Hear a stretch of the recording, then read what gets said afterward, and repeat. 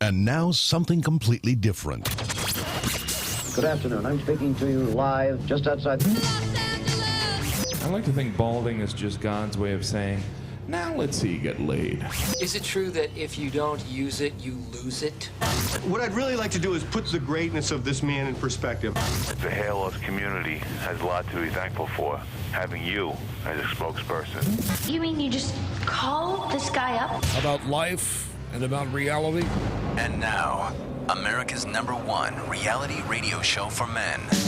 Live from Los Angeles, it's Spencer Kobren's The Bald Truth. Hey guys, welcome to the broadcast. 888-659-3727 is the toll-free number. We are live, and this is the Hair Loss Show, obviously.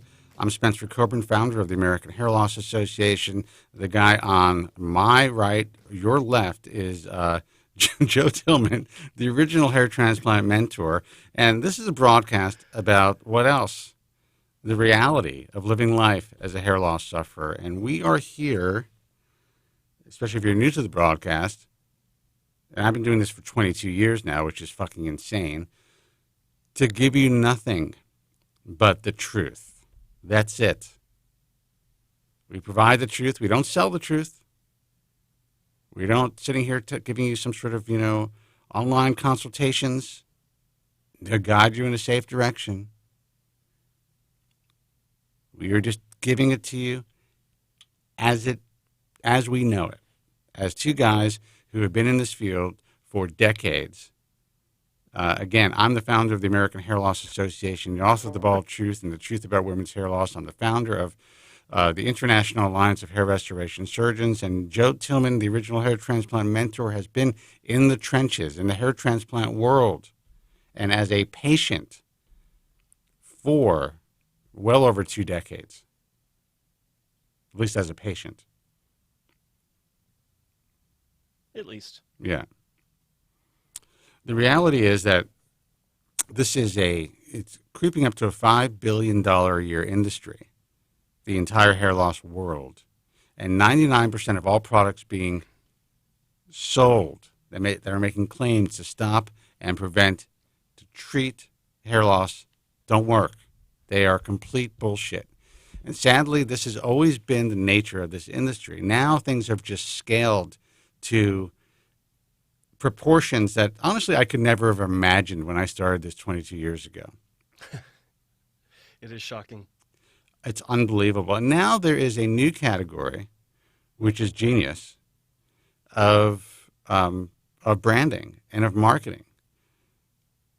And they kind of taken away the negative aspect of hair loss and kind of converted it into hair wellness and control and, the ability to kind of destigmatize, or the wantingness to destigmatize hair loss. And I have to say that there are a few companies out there that have done a pretty fantastic job making this happen. Some of it in the hair loss world, at least in the scientific community, the medical community, and frankly, even with me, it's a little controversial, and it's kind of a bit of a double-edged sword. But with that said, at the very least, now, amongst all of the bullshit, there are a few companies out there that are back to selling the basics that actually fucking work. And go ahead. Which is a huge win. Which is a huge win. The consumers. It's a huge win for what we do, right? Because hopefully, what I'm seeing is that this is helping to eliminate, or at least greatly reduce, the stigma that's attached with these medications. And as far as I'm concerned, in this movement in general is the greatest thing that's happened for this industry in 10 years. At least 100%. I've been interviewed a lot about this hair wellness brand and branding, and I was interviewed by the New York Times maybe a month ago or sometime in October. And in the same interview was the founder. In the same story was the founder of Hims, And he has a very unique perspective of things, and as do I, because I'm in the trenches and I've been doing this for a very long time. My concern with telemedicine when it comes to any drug is that patients truly be aware of all the entire scope, potential pitfalls, and potential side effects of any medication without the fear mongering, but just as though they were going in to see a physician. And I think that the key now is that there's tremendous access to these medications, where before there was absolutely, I think, a psychological barrier, especially at the beginning when I first got into the field, of guys going into their doctor's offices and asking for a hair loss medication. Then that kind of waned, and we were kind of able to diminish that barrier.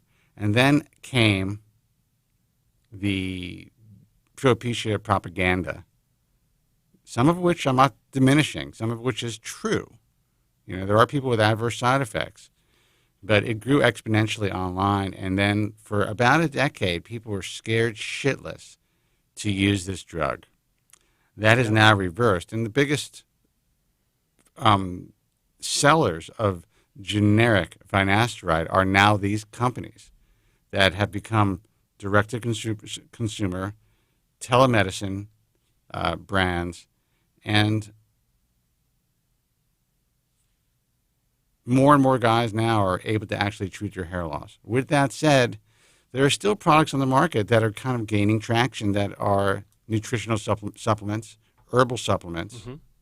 And it amazes me that this still is happening, and that some of these markets, at least one company in particular, has gained so much traction and has actually gotten significant funding for their company. Based on what? Really? Except for one study that I guess, to my knowledge, they backed. And I'm not saying the product doesn't work. I have no clue. But we know that all the nutritional supplements out there that are being sold are basically the same for years. There's no proprietary formulation that has been proven, at least in the real world, and through all of our experience, to have any long-term positive effects on hair growth. And someone out there should call in and correct me if I'm wrong. I don't think they can. But this is the space now, the hair wellness space. And again, it is a double-edged sword, because I think there will be companies that take advantage, just like other companies have for years, of the vulnerability of hair loss sufferers.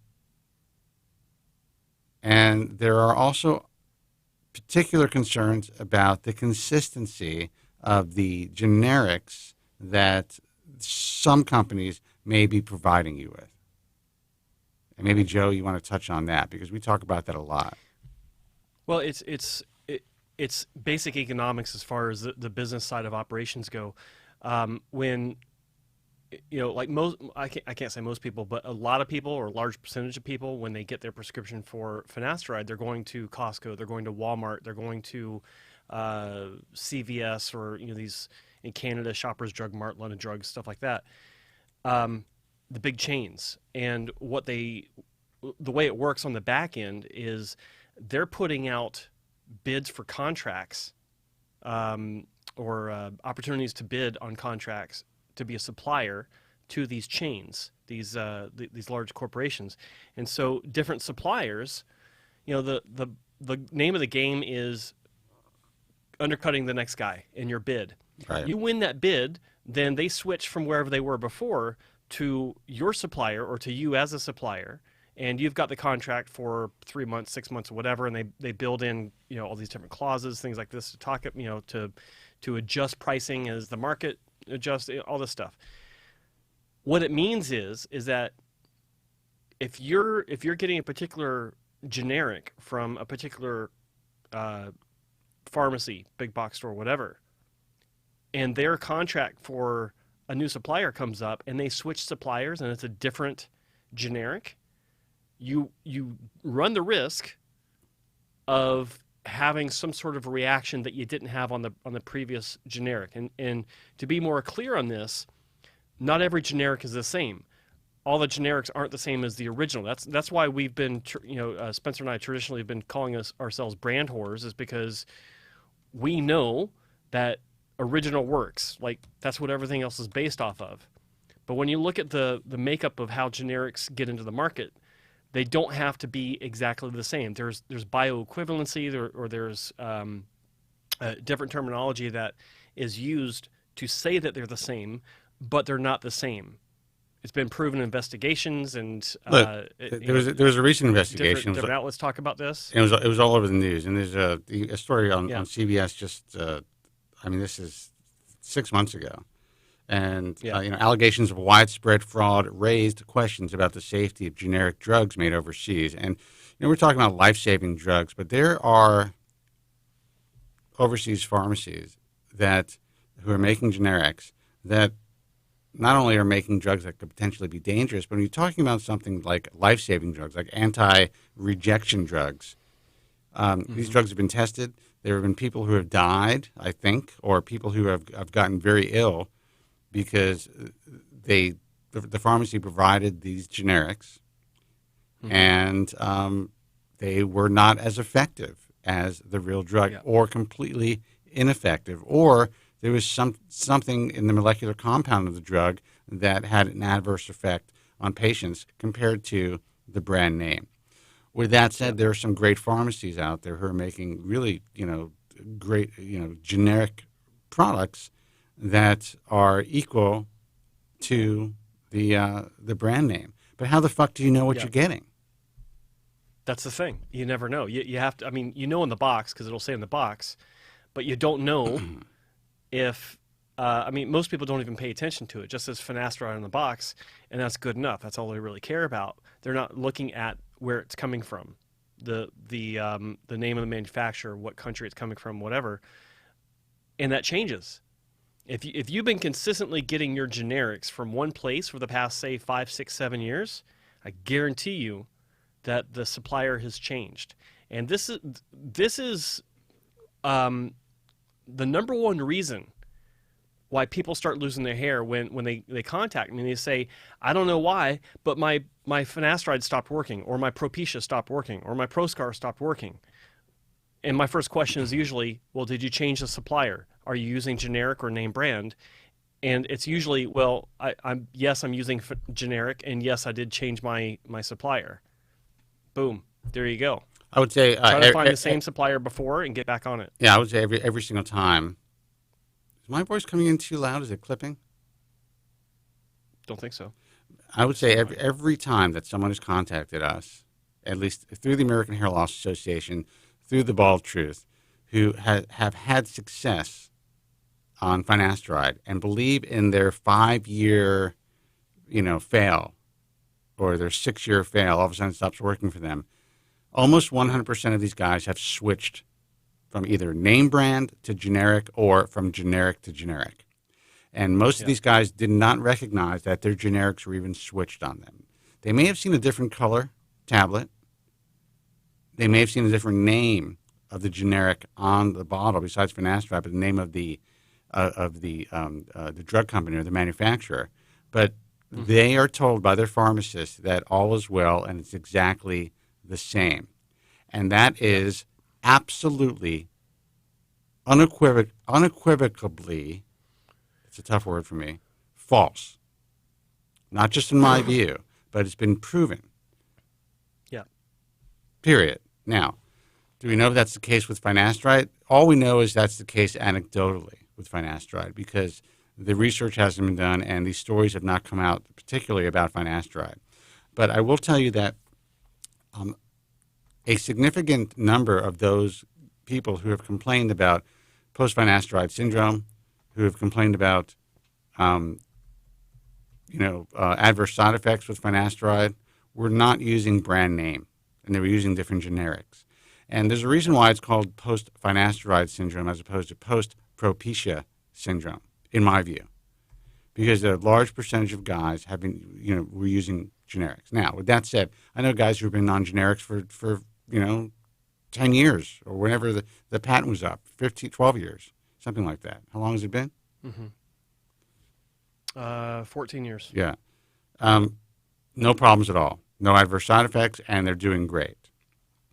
But I also know some guys who have really done their due diligence and make sure that they stay on the same generic. So here's the big question. Are companies, these wellness companies, Keeps, Hims, Roman, what is the consistency of their products? Do we know if people are getting involved with these subscription companies, if they are getting the same generic month after month after month, year after year? And honestly, that's what we're really trying to find out. I am in talks with a couple of the companies, and we're trying to figure out whether or not, and one company in particular said that they are willing to be completely transparent with us, so that we could at least verify that their resource is a well-known, well-respected pharmacy, drug manufacturer, wherever it may be, whether it's India, whether it's Israel, or whatever overseas generic pharmacy manufacturer that you're using. I think that's going to be huge. If we could at some point come out and say, you know what, this is a consistent product, this is the company that you guys should be working with or ordering from. Yeah. I don't know if that's ever going to happen. I really don't. But at least the companies that I'm speaking with now are, well, one in particular is willing, from the one person I spoke with, to potentially be transparent about that, at least with the American Hair Loss Association, so that we can That would be huge. It would be a game changer. Yeah. Because I would love nothing more than to be able to point at one supplier and say it's a good source and it's going to be consistent, like they're not changing, or at least if they do, you'll know it. Like they'll be transparent about it. I think that would be a game changer. I really do. Well, I hope it works out. We provide content for WebMD, and I'm constantly being asked to provide different content, obviously from all different resources through the American Hair Loss Association, about different subjects when it comes to hair loss. We've been concentrating on surgical hair restoration because that's been the most lately, because that's been really the most critical thing that I think people should keep their eyes on. And there's some pretty significant articles out there, really compelling articles that have been published in the last 6 months through WebMD. But I think that this is such a huge issue, and so it's such an important issue that something needs to be written in stone through the American Hair Loss Association, and then obviously on WebMD and other mainstream resources like that, where consumers can say, okay, this is the real deal. This is how finasteride works. And I really have to kind of, if I want this to be an effective treatment for my hair loss and lower my risk of potential side effects, I have to know whether or not the manufacturer or the supplier that I'm buying this from is providing me with a legit product, or at least a product that has been shown and proven to be consistent. So that's what we're going to do. Yeah, very cool. Very cool. What else is new? Nothing. Let's give out the phone number. Guys, this is a live show, so if you call in, we'll stay on the air. If not, we're going to go home. I am home, but I'm going to just relax for the rest of the day. So the phone number is 888-659-3727. We had a couple of calls, they hung up, so call back. Phone number is 888-659-3727. I'm sorry if we bored you about this, when it comes to this hair wellness shit, but the reality is this is the future of this field. And there's no changing. No question. And it's going to get bigger and bigger. And there are more companies coming on board. And I am contacted, and the American Hair Loss Association is contacted by several companies. There are 4 that I'm aware of, 3 of whom I've been in contact with, and one that I've heard is about to launch. So that's just the way that it is. Soon there will be 15 companies doing the exact same thing. And how are they going to differentiate themselves? I think one way to differentiate themselves is to, it's going to be difficult for them to do it outright directly to the consumer because there's a competitive issue of where these guys get their supplies from. But people have to know what the fuck they're getting. And that's it. And I want to make sure that happens. I think that, like, I'm excited by the hair wellness thing because I think it brings more attention to the issue. But at the same time, I'm afraid of the Helsinki formula effect. Oh, it's happening already. Where we're going back to the 80s, 70s, and 80s, where a lot more nutrition-style products are going to be coming on the market that have a combination of proven hair loss-fighting ingredients. I'm concerned by that because more people will be getting into the space, but overall, I think it's interesting. If one company can distinguish itself in the right way, I think that will help to reduce the negative impact of more companies coming into that space like that. I don't know. Maybe it's a pipe dream. Maybe I'm a little too optimistic, but I am excited overall by the prospect of hair wellness. But in general, like when I think about it, I keep hearing Helsinki formula in my head. Well, I can tell you that if you read this New York Times article, which was published in October, they did mention and did speak to the founder of this company that is providing a nutritional supplement, an herbal supplement, that is crushing it online. Everyone is talking about it. You have celebrities talking about it. I mean, these guys got some significant funding. And, they market it as an alternative to products that cause adverse side effects, as they always have, as all these companies always have. And, one of my biggest regrets in life is writing that chapter on nutritional supplementation for hair loss in the original The Bald Truth, after which, a couple of years, I retracted all that info. I just basically said, listen, don't even read that. But the reality is, once the book was published and became a bestseller, there were companies out there. There's one in particular that came out right away that is still out there somewhere, but it kind of got lost in the fray. In the fray, it had an infomercial. I'm not even going to name the company, but they created their own combination of saw palmetto and Pygium africanum, and they had an infomercial, and they were making all kinds of claims. That's kind of what started things out. I was asked to endorse or to kind of like put my brand on a product that was going to be promoted through an infomercial with Guthy Ranker, which was huge back in the day. Oh my God, I remember that name. Wow. And they were also doing a combination of Minoxidil and like a retinoid type of product. I was like, look, this stuff can cause follicular fibrosis. I would love to have my face plastered all over television every single night, and I would love to take the money. Maybe I would take it today, but now that I think about how stupid I've been all these last 2 decades. But I said, look, I can't do it. And that product never got off the ground. But it was because of that book. And I was told this by one manufacturer who had an infomercial. It was because of The Bald Truth that people decided to put these products on the market. There were already products in prostate formulations that they just kind of relabeled for hair loss. But that's happening all over again. And that is just the way that it is. And so this particular company is positioning itself against these other wellness companies in the same way they did 20 years ago and 25 years ago.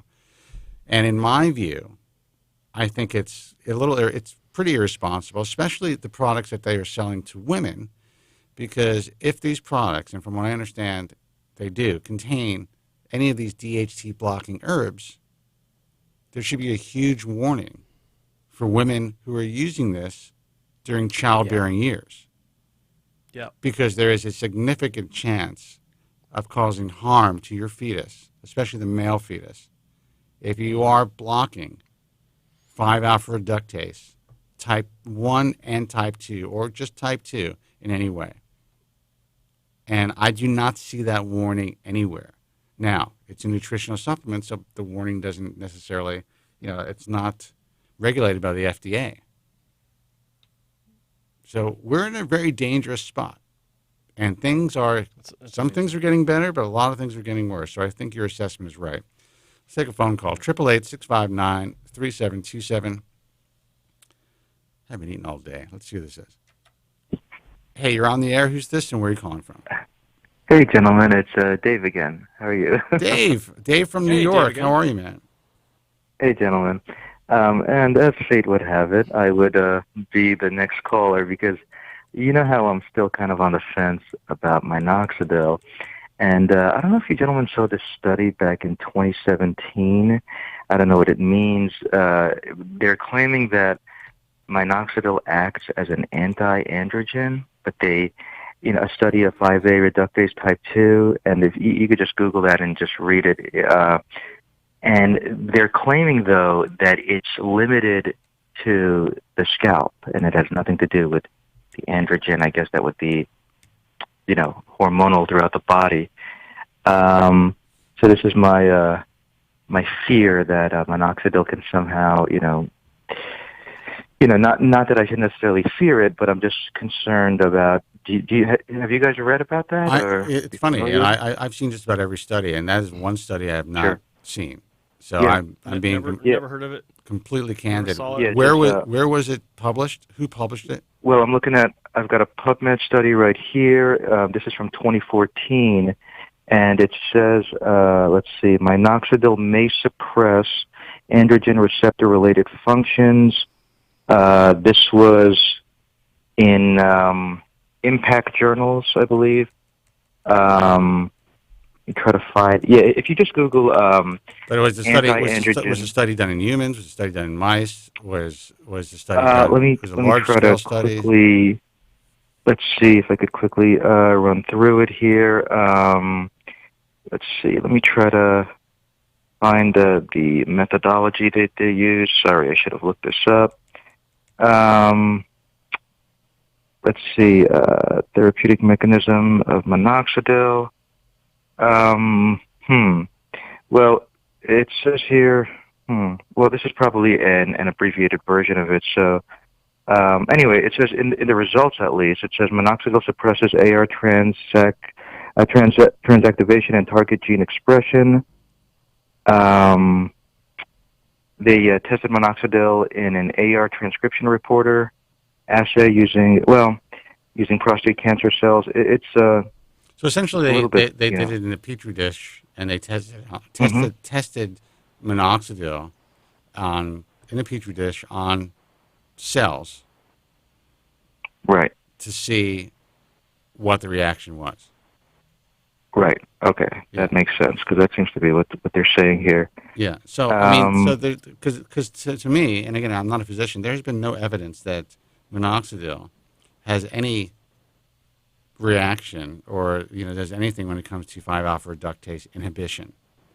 And frankly, I think that if it did, especially given the vehicles that were needed for Minoxidil to penetrate over the years, we would have seen a lot better results initially with the use of Minoxidil. Interesting. Right, that makes sense. And speaking of which, the first thing that popped in my head when I heard that, when I heard when you're first starting it with that, Dave, was like this has been out for 34 years now.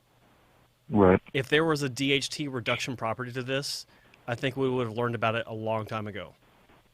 Like to the level where it's effective on the patient level. Petri dish is different, but I think that if there were a mild DHT reduction effect, I think it would be so minuscule that no one would even tell the difference if they have some sort of aversion to DHT reduction. I don't think they'd be able to tell. Like it can't be any significant amount. It has to be extremely minuscule if it exists, really.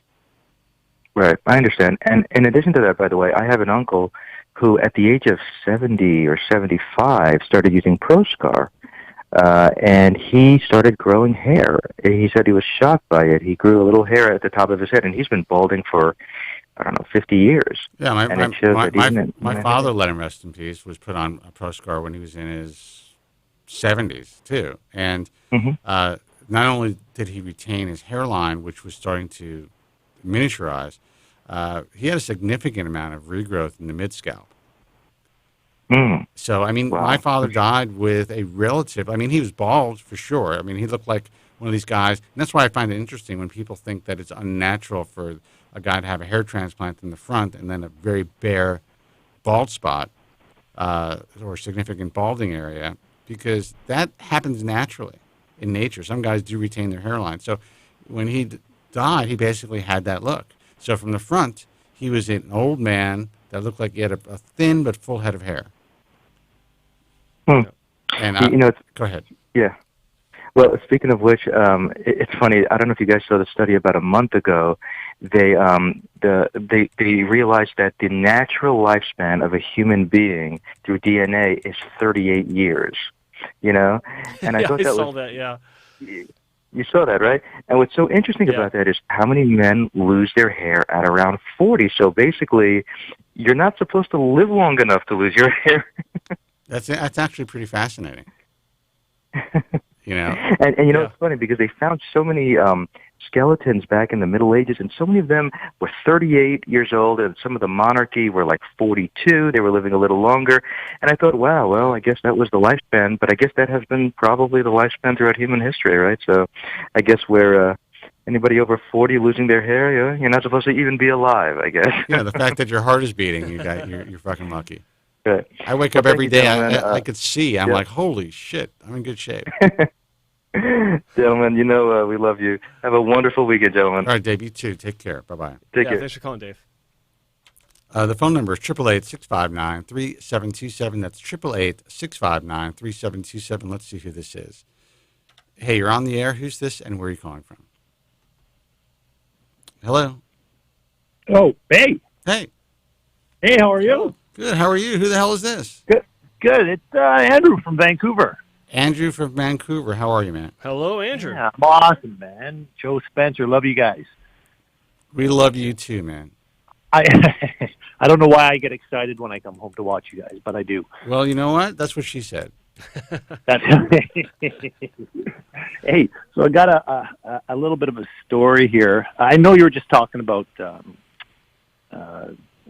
switching or the generic medication. And so I've been on it for about 2000,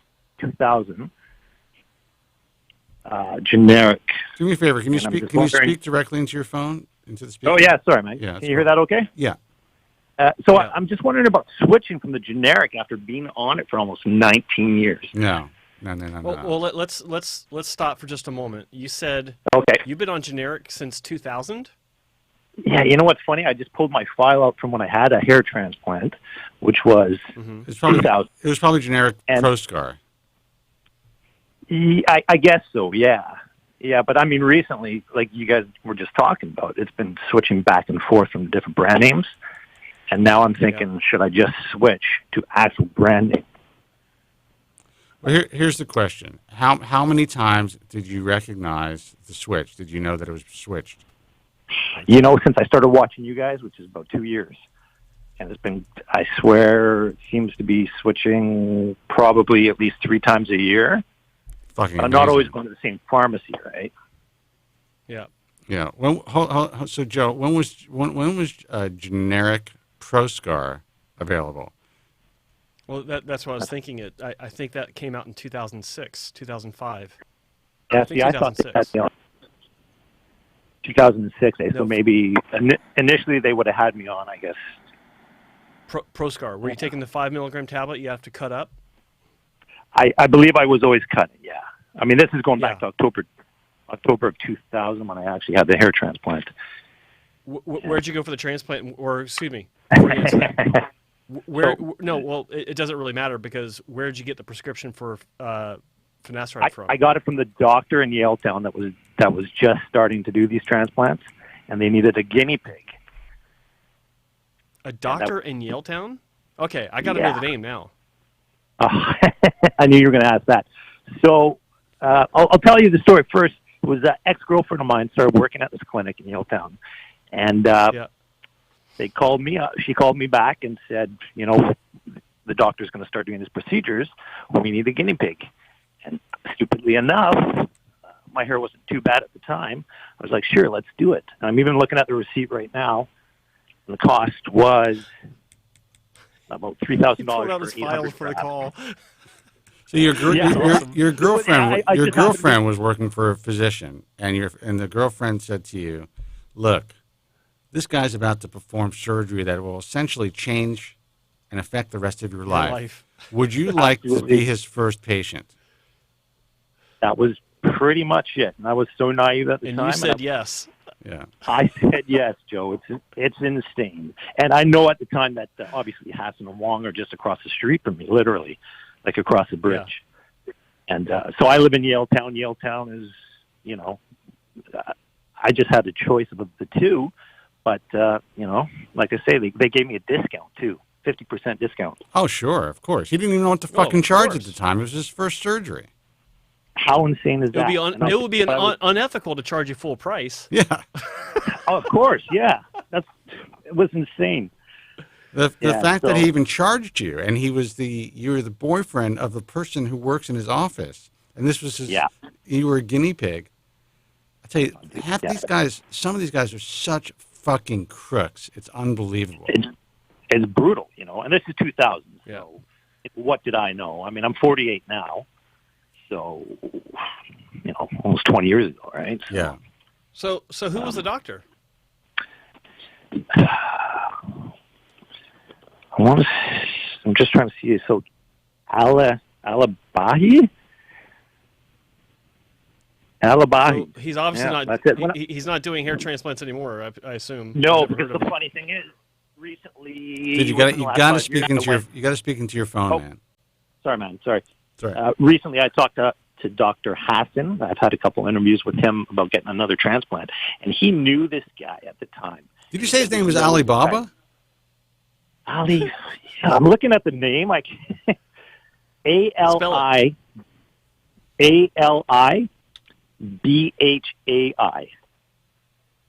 And he's not there anymore, obviously. Alibi. Yeah. Ali Alibi. That's the last name. Yeah, the first name is. I don't know if I want to give up the first name or not. If I don't want to get this guy in trouble. Go ahead. What kind of trouble are you going to get this guy in? He did a transplant on you 20 years ago. I mean, he didn't do anything illegal, unless he's not a doctor. Yeah, he's not doing it now. I know for a fact. But Hanif. Hanif Alibi. Okay. Yeah. Don't know the name. That was before my time. I think so. Yeah. It wasn't before my time, and I had never heard of this guy. So obviously, he really was never in the industry. I got a funny feeling I may have been his first and last patient, but I don't know. So he saw you come back. He's like, "Oh fuck no." Yeah. Maybe I should rethink this. Yeah. So it's insane. So now I'm obviously at the point where I need another one. But being on the medication has been, up to the last couple of years, has been pretty good. That was my initial question. Was now the next step is do I switch to Proscar and see how that works, like the actual brand name? Well, here's my question, and I don't know why. I don't know if it's my phone line or your phone line, why you're cutting in and out the way that you are. But let me ask you a question. How are you doing on finasteride right now, even though it's been switched several times? I've been losing. I would say I'm losing ground for sure. In probably a couple of years. Okay. All right. So do you? Gotcha. Yeah, but you said that the generic has been switched on you at least 3 times in the last 2 years. Yeah. Okay, and you have no recollection. The manufacturer, yeah. You have no recollection of how consistent the drug was before that point. Not really, no. Okay. Like I say, until I started listening to you, and recently, that I started thinking, okay, I better check in on this stuff. Well, to me, and we're not physicians, but if you are losing ground and you're currently shedding or losing ground, and you feel there's a difference in your hair, then you might not have anything to lose to switch to brand name. But you can talk to your doctor about that. Joe, what do you think? Right. I'm sorry, I didn't catch that last part. He cut out. He said that he's losing ground the last 2 years, and he's considering using brand name. And I told him that, well, if you're losing ground and you see a noticeable change or shed, it may not be a bad time to give brand name a try? I think that if you want, I think in short, I think that's a really good idea to give that a shot, simply because you're alleviating any question about the effectiveness of it being a generic. So you go back to the name brand, or give that a shot, see how you react to it, see how it works, and if you like it, stick with it.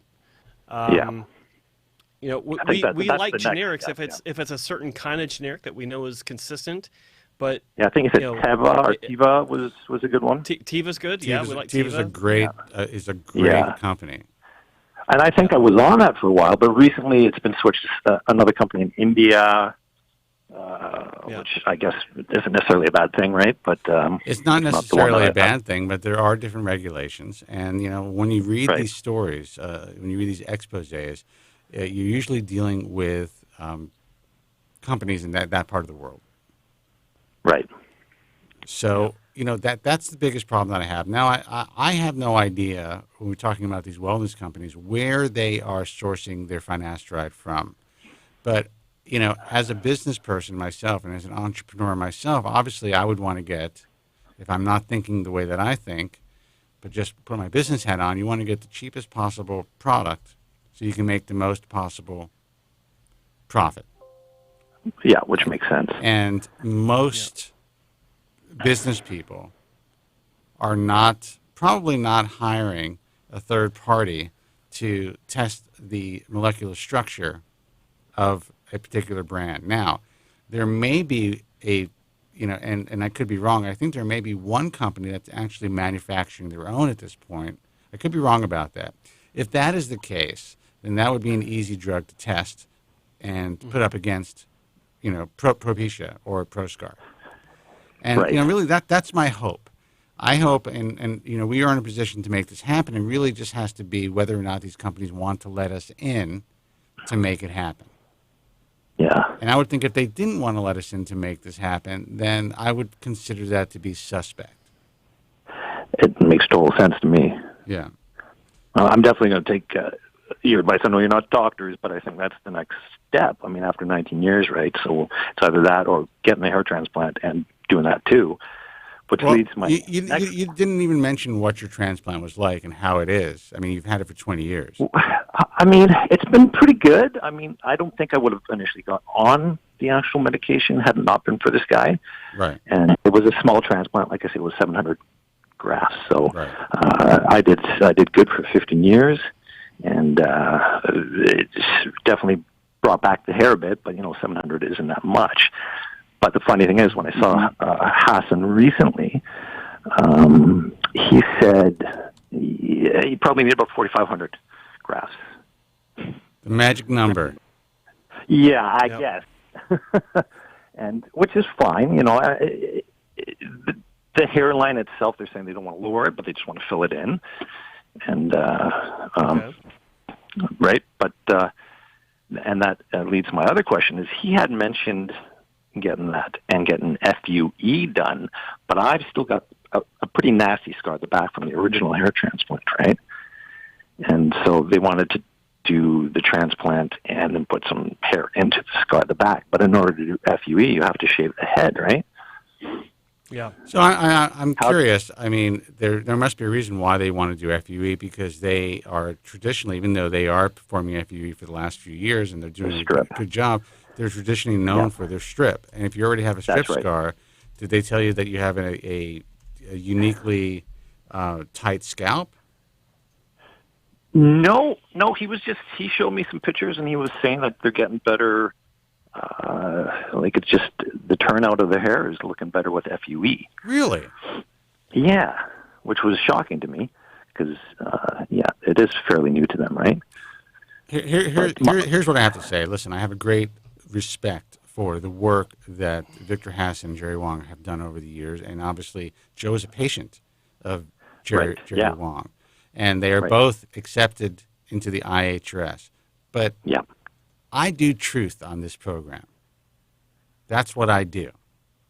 And the truth is, there's no reasonable explanation as to why a graft would grow better if it was extracted via the FUE process as opposed to being extracted or dissected out of a strip of tissue under 3D and in the three-dimensional and magnified situation. It doesn't make any sense. Right. There's no logical reason, in my view, unless, Joe, you can think of one, why an FUE graft would grow better than a well-trimmed and dissected FUT graft.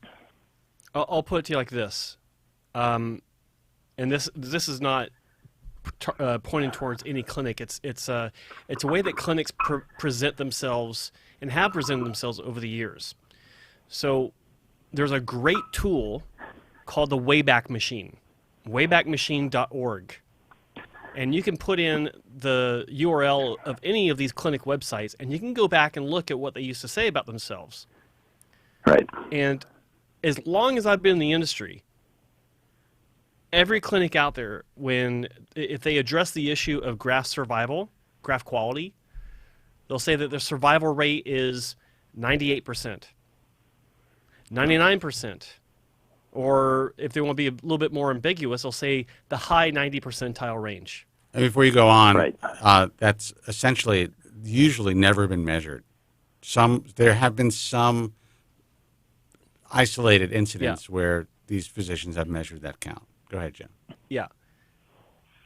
You fast forward to today, and they may be doing a completely different procedure, or even if they're still doing the same procedure where they got that number from, or use that number to describe, what possible improvements could they have made today that makes it so much better when 15 years ago they were saying that it was 98%?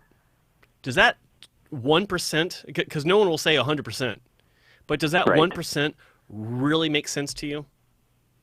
Yeah. No. There you go.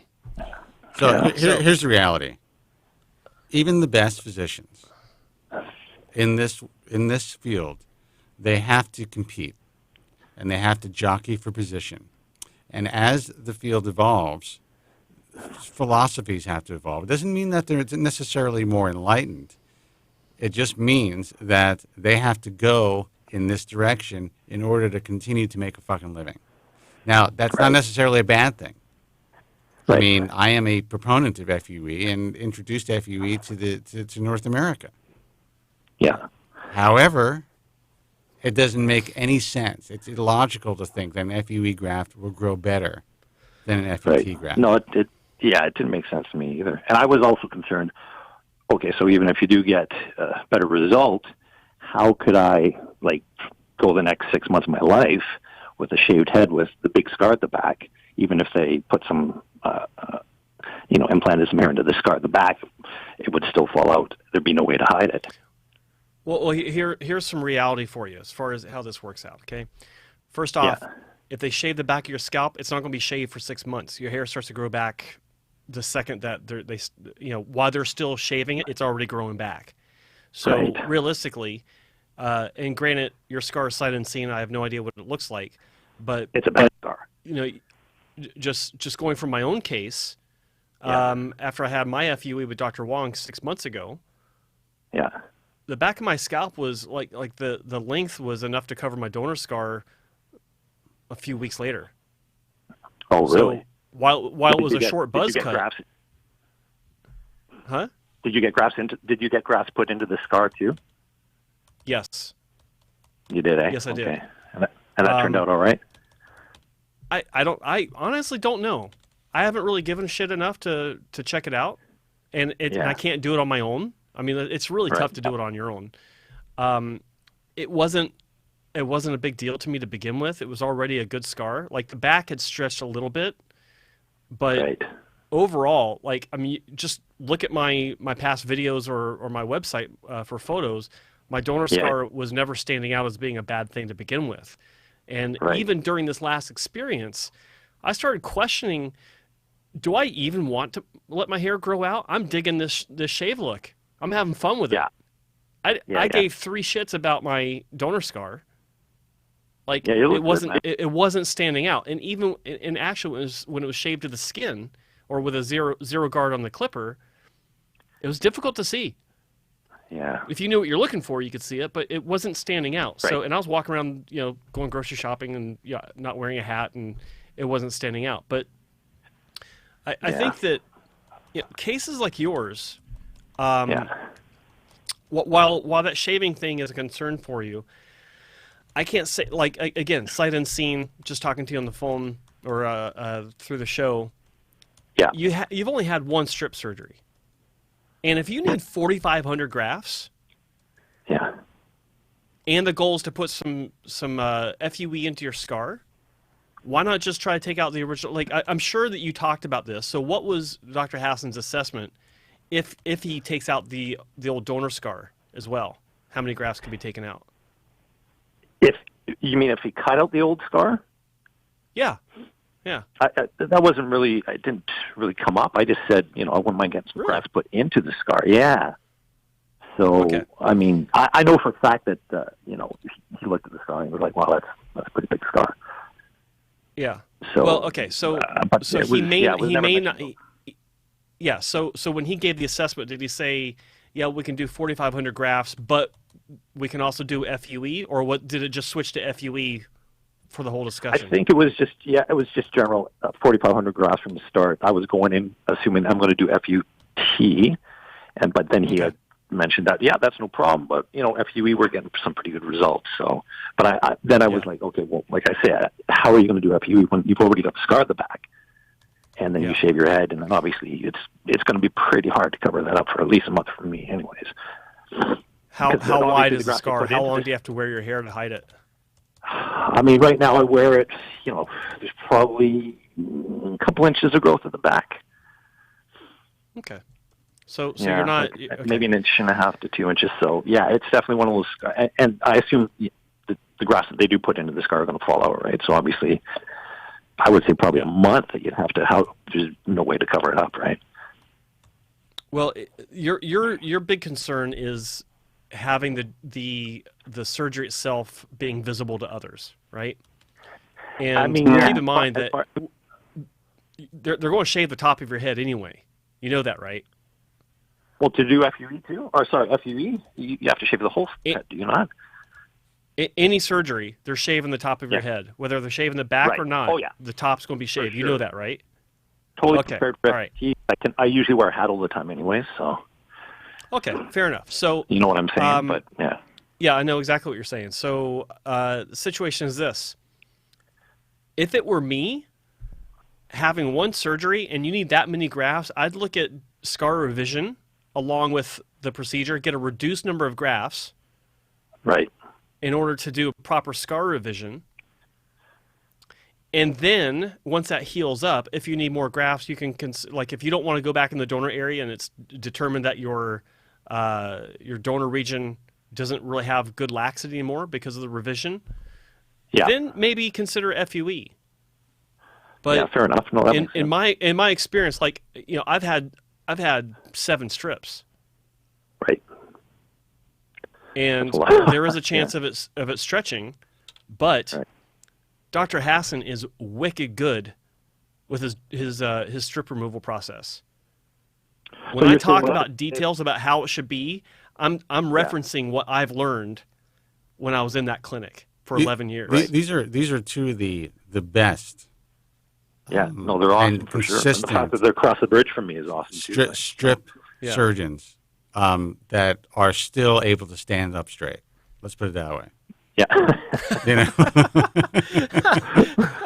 Fair enough. They're still breathing. And I'm like, these guys are world renowned right across the bridge. I got to get this done before they decide to retire. But that's actually sad. I'm joking about it, but that's a sad part of what's happening to the field is that guys who are actually able and have enough time on tissue with traditional strip surgery or traditional harvesting, they're becoming, these guys are retiring. I can't even tell you how many have died or are fucked up now, can't even stand up straight. And it's not really being taught anymore. Now, there are those who believe that, strip is archaic And there are doctors like who I have a lot of respect for, John Cole and other guys who think that it is not in the patient's best interest to provide a strip procedure. I just happen to think that having that tool in your toolbox and being able to have access to it when needed, especially if you're a former strip patient and you need to move a lot of hair, I think it does the patient a disservice not to have access to that. And in the next 5 years, very few people will have access to that. So if I were you, and I think Joe's advice is good advice, consider taking advantage of that. Now, what's the price differential? I mean, I think it was $20,000 to do FUT and maybe $28,000 to do FUE, but they were willing to work with me on that. Well, that's not that much. That's not that much of a difference. What's that? That's not that much of a difference. It's not like it's double. No. Yeah. Yeah, to me, it wasn't so much the money. I don't mind paying extra to get a better job, but it was the whole getting the head shaved. But with FUT, it wasn't 4,500 grafts. It was, yes. It was pretty much the same as far as I remember. I mean, I could be remembering wrong, but... Look at your notes. Look at your notes. It wasn't. First of all, and I tell everybody, you go into the doctor's office and you say, listen, I would like to record this consultation because I want to be able to, remember clearly and go over what we've spoken about.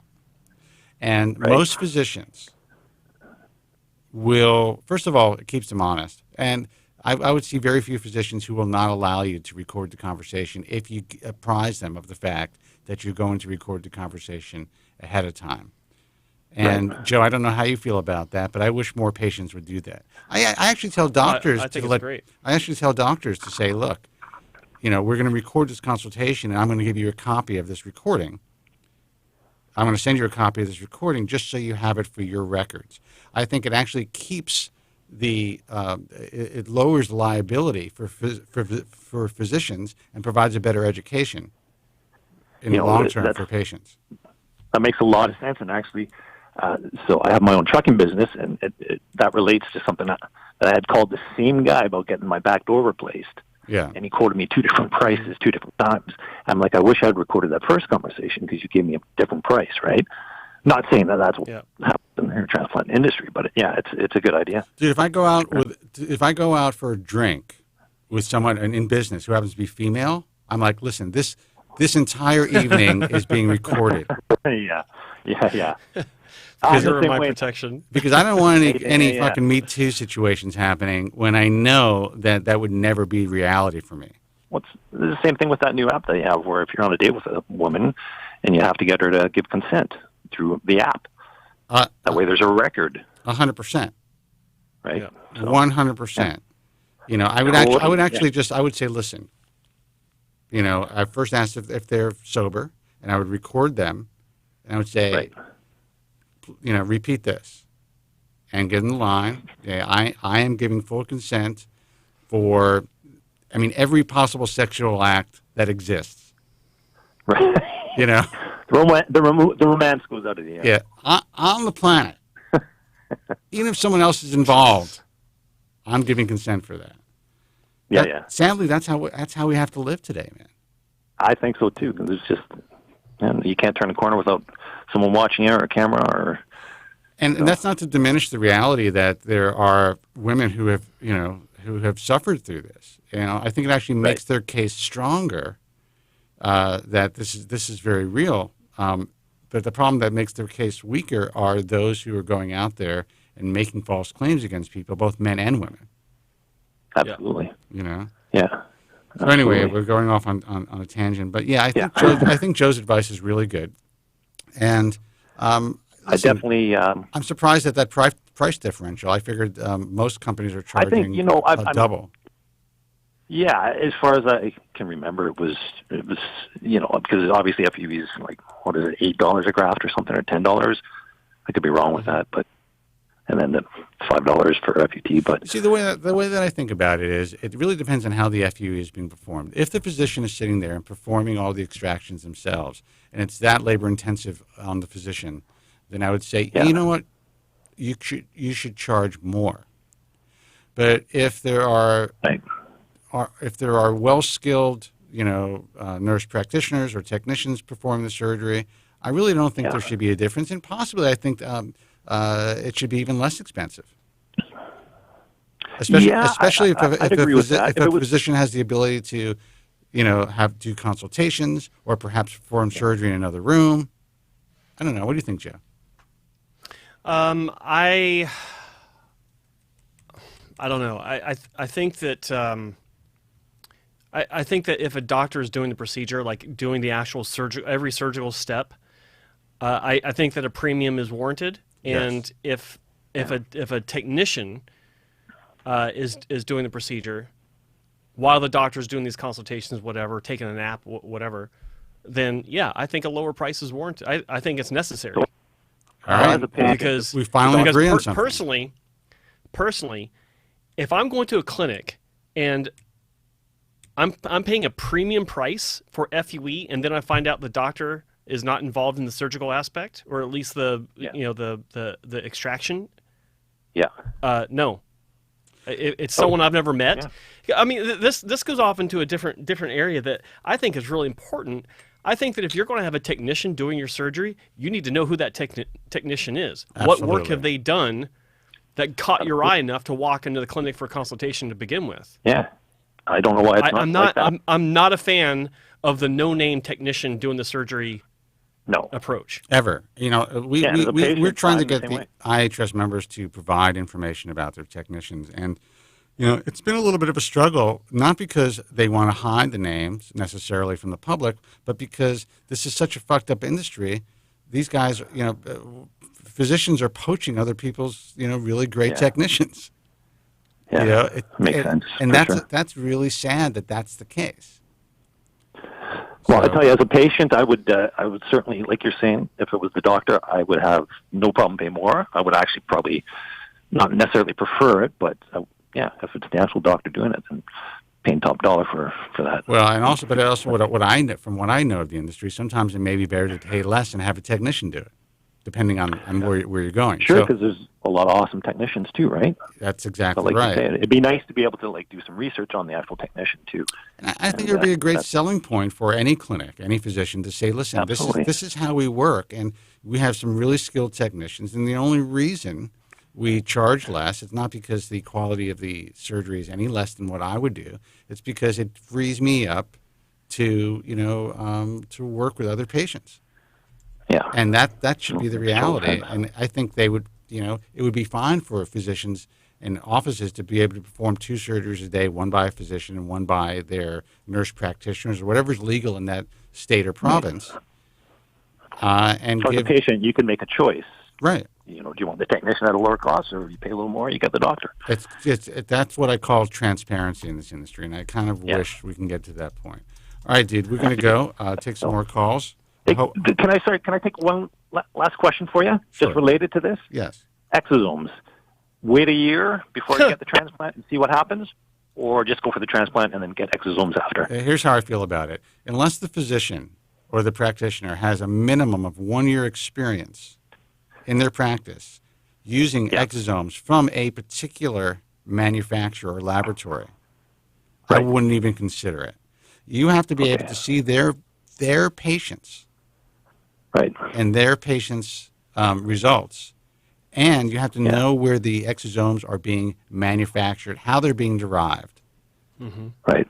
And you also, even if that makes sense, even if it works and you see good results, you do not want to be the first person on that batch of that delivery. I don't want to be another guinea pig. No, I don't want to be another. What you want to do is you want to make sure that batch was used either that day, that delivery was used either that day or that week on another patient, just to ensure that there's no bacteria or viruses or anything that may have been tainting that patch of exosomes. No one would think about that.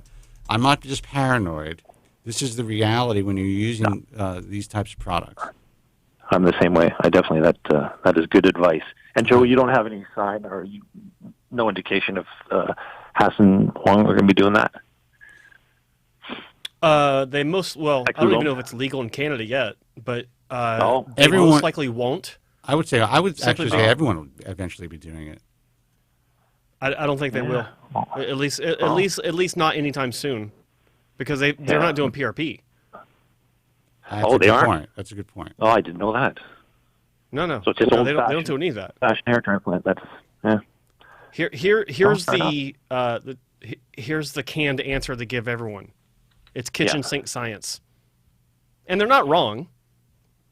Right. they're not wrong, but when there's enough anecdotal evidence to show that it does work, and with like referring to PRP, there comes a time when you got to stop saying that. But look, I just put a video up on YouTube and on my Instagram page and on Twitter, where I had interviews. That's a short video with Paul Rose from Miami, who did a very small scale study, but it was very significant, that showed that different PRP systems create different concentrations of platelets using the same blood, using the same person.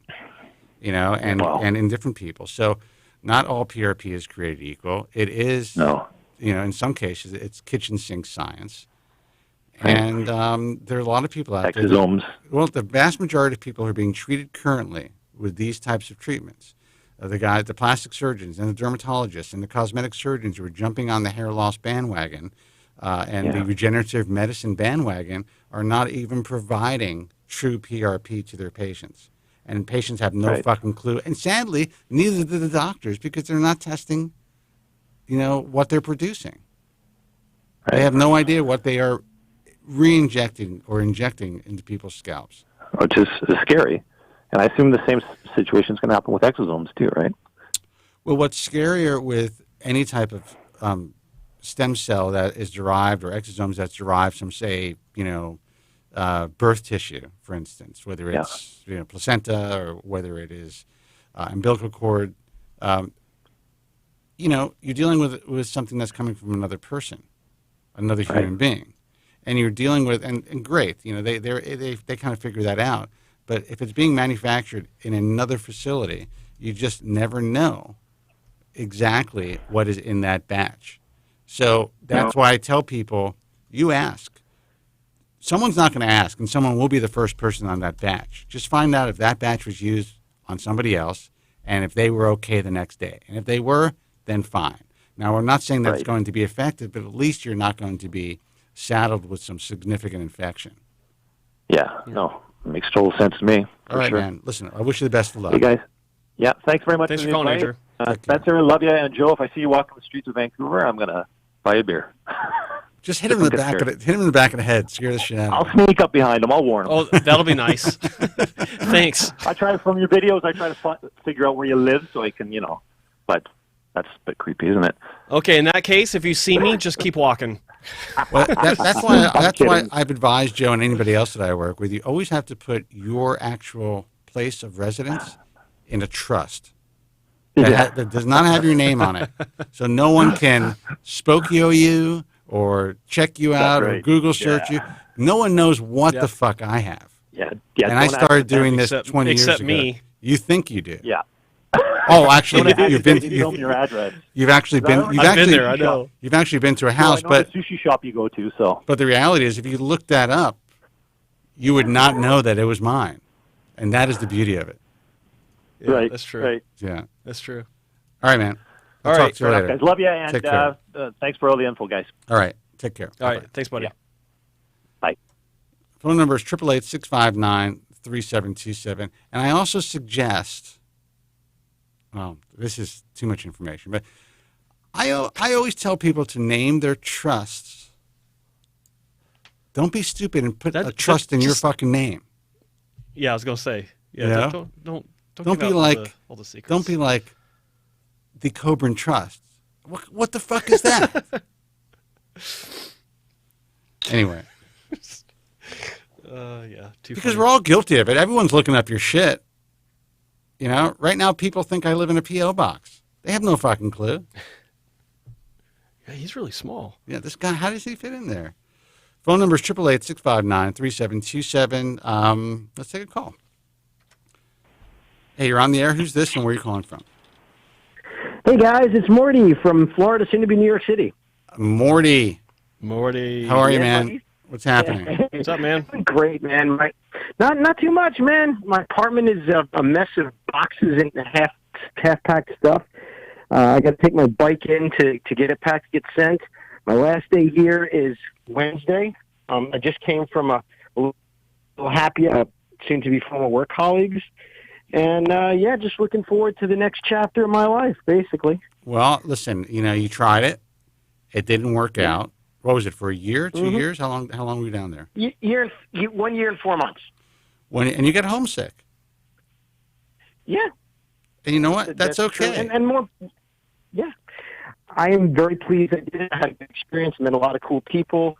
These are friends that I'm going to keep for life. So I'm very happy that I did it. No regrets. But yeah, it's time to go home, man. That's basically what it amounts to.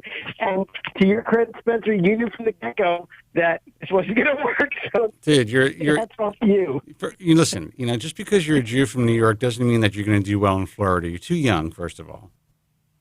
That's true. And I sensed it. I sensed that you had such a connection to New York. Mm-hmm. See, I don't have that connection. I think that I am an Angelino that was just, stuck in the body of a New Yorker. Mm. So you identify as an Angelino? I absolutely. I identify as an Angelino, and I think it's always been that way. My cadence of speech, the fact that I don't really have a heavy New York accent. Actually, people in New York used to think I was from the West Coast for whatever reason. No one in my family speaks this way. I don't know what happened. I hear you. Yeah, so that's what's happening. I called in to follow up on an email that I sent Joe. Hey, Joe. Hey, what's up, buddy? Not much, yeah. So I sent Joe an email because one of our mutual friends, the renowned Dr. John Cole, is going to be in New York City on the 18th of January, and he is doing something which the previous caller was talking about. He's doing exosomes. Yes. He's actually one of the first. Yeah. Yeah. And so, I guess I'm on his mailing list, and I got an email saying, hey, I'm going to be in New York on the 18th doing exosomes. So I was like, you know what? Let me send him a response. So I sent him an email saying, hey, I'm going to be in New York. I will be in New York on the 18th. What's what? And they sent me a response, and they said a couple of very interesting things. One is just that, I had a phone consult with Dr. Cole, I think it was January of this year. And I sent him a bunch of photos so that he could see what he's dealing with. And, we talked about the possibility of doing a hair transplant and what it would cost and all those types of things. And, it was a good consult as far as I was concerned. He was on the high side of some of the estimates that I got. And at the time, as you know, I was kind of not wholly sold on whether I wanted to do it yet, so I figured it was a good idea to wait. But he has access to my images, and so one of the things I asked is that am I a good candidate, and what would it cost? And so I basically got an answer back very quickly that yes, I am a candidate, and the cost was basically $4,200 for 1 cc and $5,000 for 2 cc's. So I was like, okay, that's interesting because it's an interesting from a price point perspective. And then I said, well, I'm going to take this information and send it to the people I trust the most, Mr. Joe Tillman, and actually I probably could send it to you as well, Spencer, just so you can see what the correspondence looked like. And I asked Joe, I said, hey, Joe, what do you think? And Joe, in his infinite honesty, responded, "No way." He's like, "No, stop right there. Hang on, hang on, hold on. Before you Okay. say that, I want you to Okay. say what you said to me before that." Fair enough. I can. So this is actually to Joe's credit.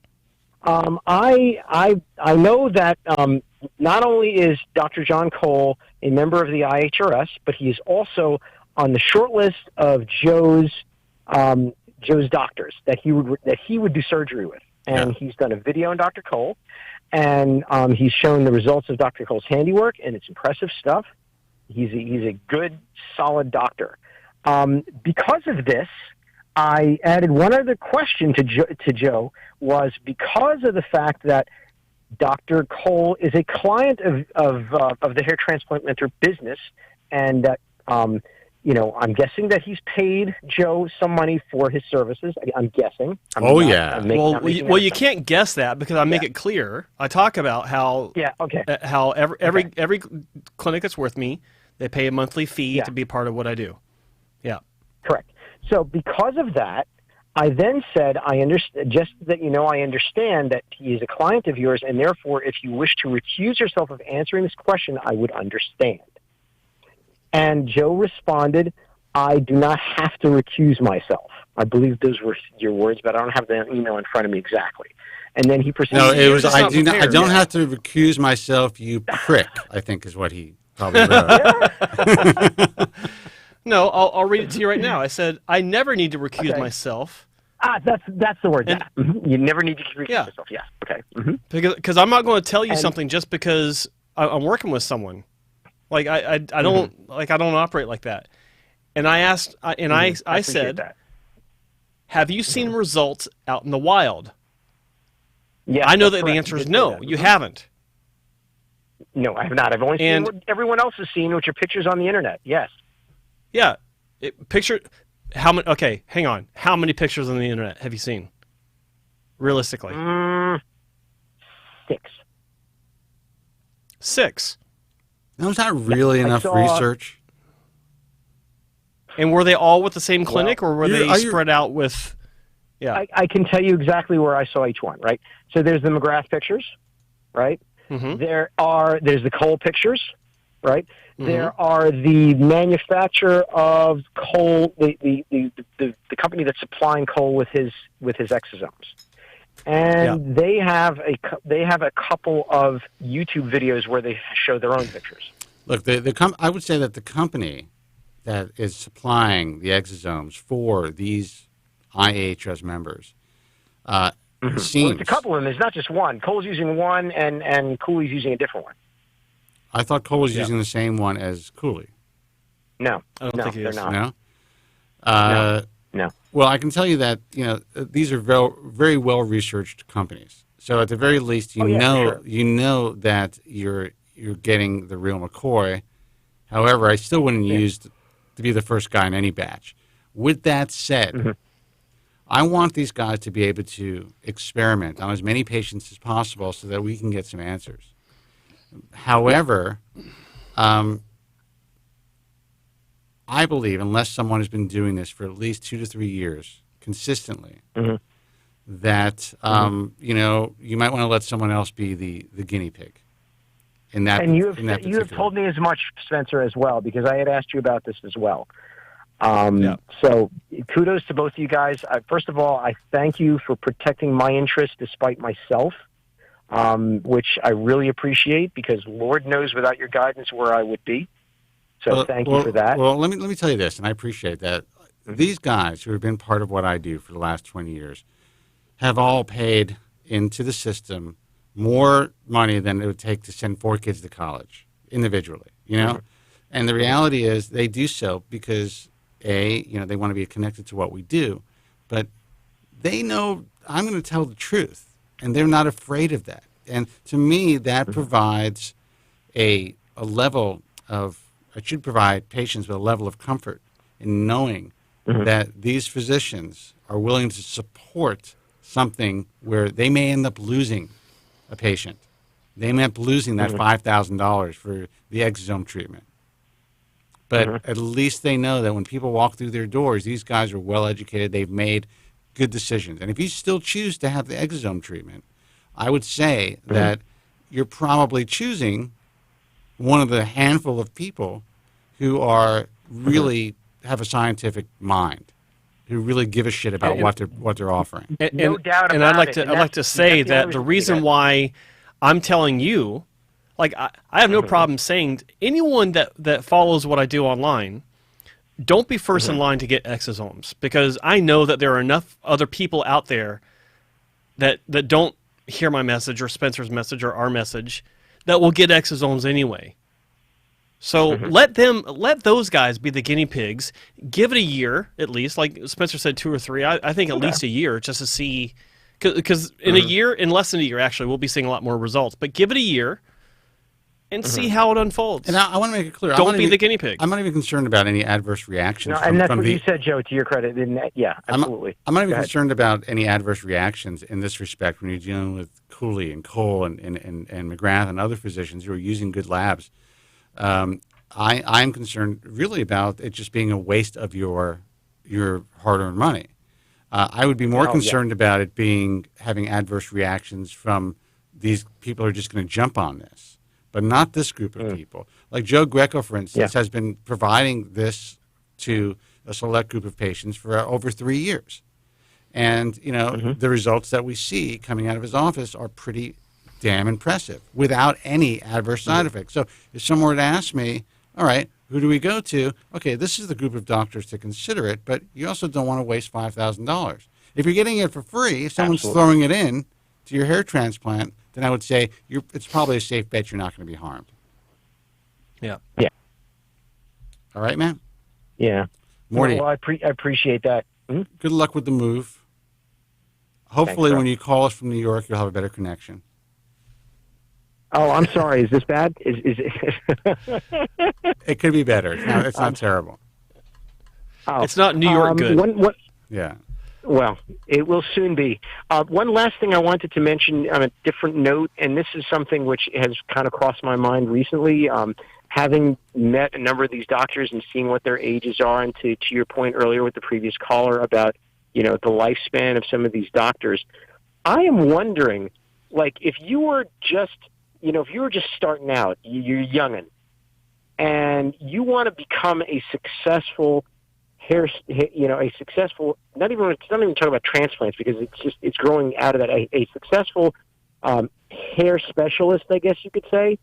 How do you even go about doing it these days, and being able to feed yourself, and not end up with skeletons in your closet? You can't. Wow. I mean, you can really work hard. You're probably going to, especially when you start, most guys have skeletons in their closet in this field. That's just the way that it is. When you say skeletons, there are varying degrees of skeletons. Some skeletons can just be like, you know what, maybe this guy could have waited another year for a transplant, but I decided to transplant him now because my rent is paid. Or it could be skeletons where you sold a transplant to a 17-year-old. I mean, there's different degrees of not necessarily doing what is 100% the right thing to do. But, it's like any other business, sadly. So everyone's always going to have to make concessions, especially at the beginning, in order to really thrive. But if people, the biggest issue that we have in this industry is that there really is a very limited educational vehicles or, educational infrastructure. Now, the International Society of Hair Restoration Surgeons kind of puts itself out as the educational organization of the industry, and I think that it should be, but how much education are you going to be able to get just by going to an annual meeting or a few workshops? There really has to be more of a pre-turnship and more of a fellowship program for hair transplant surgeons. And I'm contacted, honestly, at least once a month. Last year seemed to be more, from physicians who want to get into this field, who are in search of a pre-turnship or some sort of a fellowship, asking if we would offer that eventually. And I've spoken to a couple of our guys, and it's really difficult because, everyone wants to get paid, which I understand. And even the physicians who are just learning, they don't like the idea that they may have to work for fucking minimum wage for a year, whatever, like a very low salary, to really learn what it takes to become a hair transplant surgeon. So we'd like to change that, but most people. Than any other. Yeah. Go ahead. Say that. No, I was going to say, why should it be different than any other internship? My sister, she's a specialist. She's a psychiatrist. So she's an MD, and she went for a specialization. Took 2 years of her, 2 years of her life, and she was making. I mean, she wasn't making minimum wage, but she was making, maybe $55,000-$60,000 a year. Right. So, I mean, is that what we're talking about, or are we talking about these doctors don't want to pay $60,000? Are we talking about the doctors want to pay $20,000? I mean, I would say that a reasonable, especially if someone's really helping the practice out a lot, there's no reason why a doctor wouldn't pay, $1,000, $2,000 a week or a percentage of the procedure. I'm losing my headset here. Yeah. But the reality is, this is a. Can you hear me? Shit. Yeah, I'm hearing you. I'm having a problem with my headphone amp. Hold on for 1 second. Sure, take your time. The problem with like along the lines of the subject, yeah, like if a doctor wants to come in and work as a technician, and work their way up, I think personally that'd be the best way to do it. But there's really nothing out there. I mean, there are some clinics that have taken on doctors for training. Like I know one clinic in particular that I work with.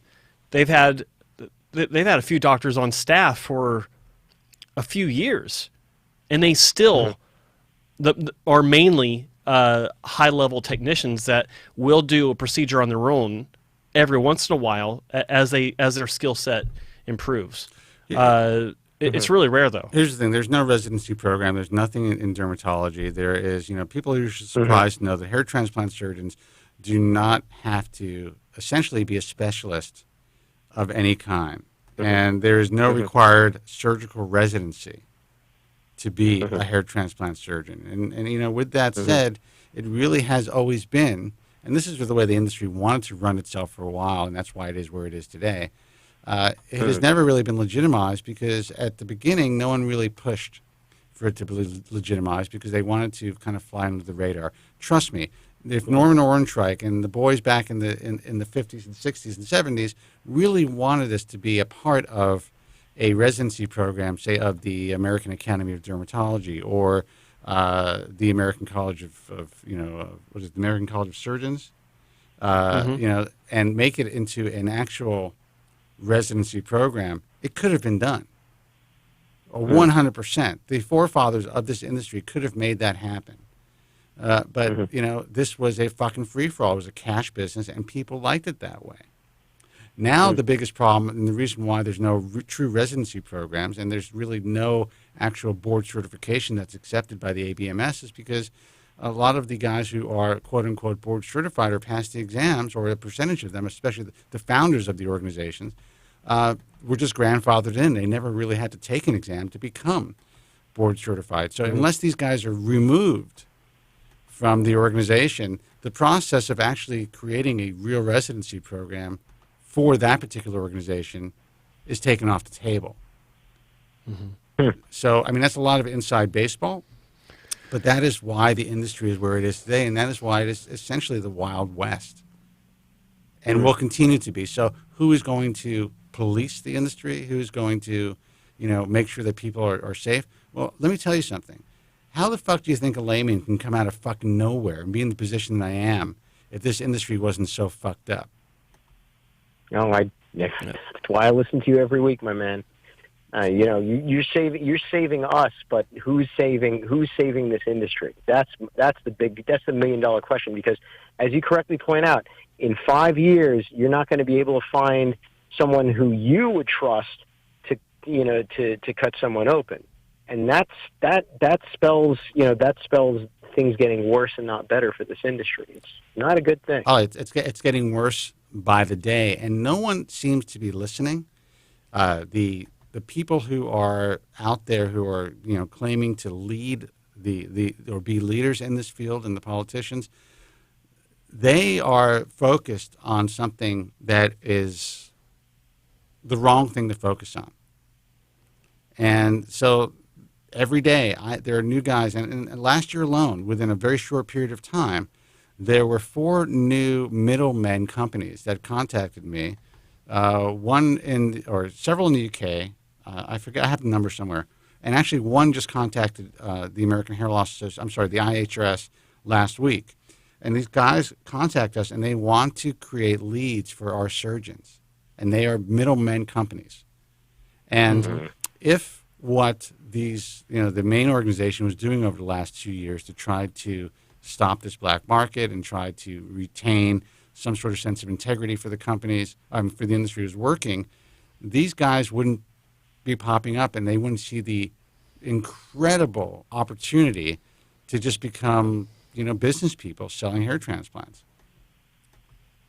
This industry is just, it's really, I don't know if you understand what I'm saying, but this industry is falling apart to the point where If you tomorrow want to open up an office and hang up a shingle and promote hair transplant surgery, you can get a few doctors who would be willing to pay you per procedure to get them leads. And all you would have to do is basically be a middleman and bring people through their doors. That's it. It's as easy as that. Wow. Well, it's a good thing that I don't want to have any skeletons in my closet. So. Yeah. Well. I hope you don't. But the reality is this is a field that has been built on deception, and it's very difficult for them to get out of that because it's really part of the fabric of the culture of this industry. So I'm going to stop preaching. Because I'm that going was to the let you whole go. thing. Go ahead. Well, I mean, that's the whole thing. Because I've met, like I said, I've met Dr. Wesley, I've met Dr. Greco, PhD, I've met Dr. Charles, I've met Dr. Epstein. I've seen these guys, and these guys are at least 5, 10, and some of them 15 years older than me, and some of them, like Dr. Greco, God bless his soul, I wouldn't dare let him cut me because his hands are not that steady anymore. I wouldn't say that. That guy's in good shape, man. Greco's in good fucking shape. No, he's in good shape, but I'm not saying that he's not in good shape. I'm just saying personally, you know what I'm saying? Have you actually, I don't want to say anything, but did you actually look at his hands? Because his hands are not shaking, this guy's. All right. Well, I haven't seen him in a few months. So to be honest, for whatever reason, no disrespect to if you're listening, Joe Greco, I love you, man, and you treated me with utmost respect. But it was one of those things that it just made me think, and these guys are they're thoroughbreds. There's no question about it. But it made me wonder. It's like you said, 5 years, 10 years from now, man, it's going to be. Well, I can tell you that as far as having surgery is concerned, if a guy's in really good shape, I would rather have surgery with a 50 or 60-year-old guy than with a 32-year-old. Just based on they've seen it all. They've seen every possible surprise, and they have the time on tissue. But yeah, I understand. And like I said, these guys are becoming dinosaurs, and they will be dinosaurs.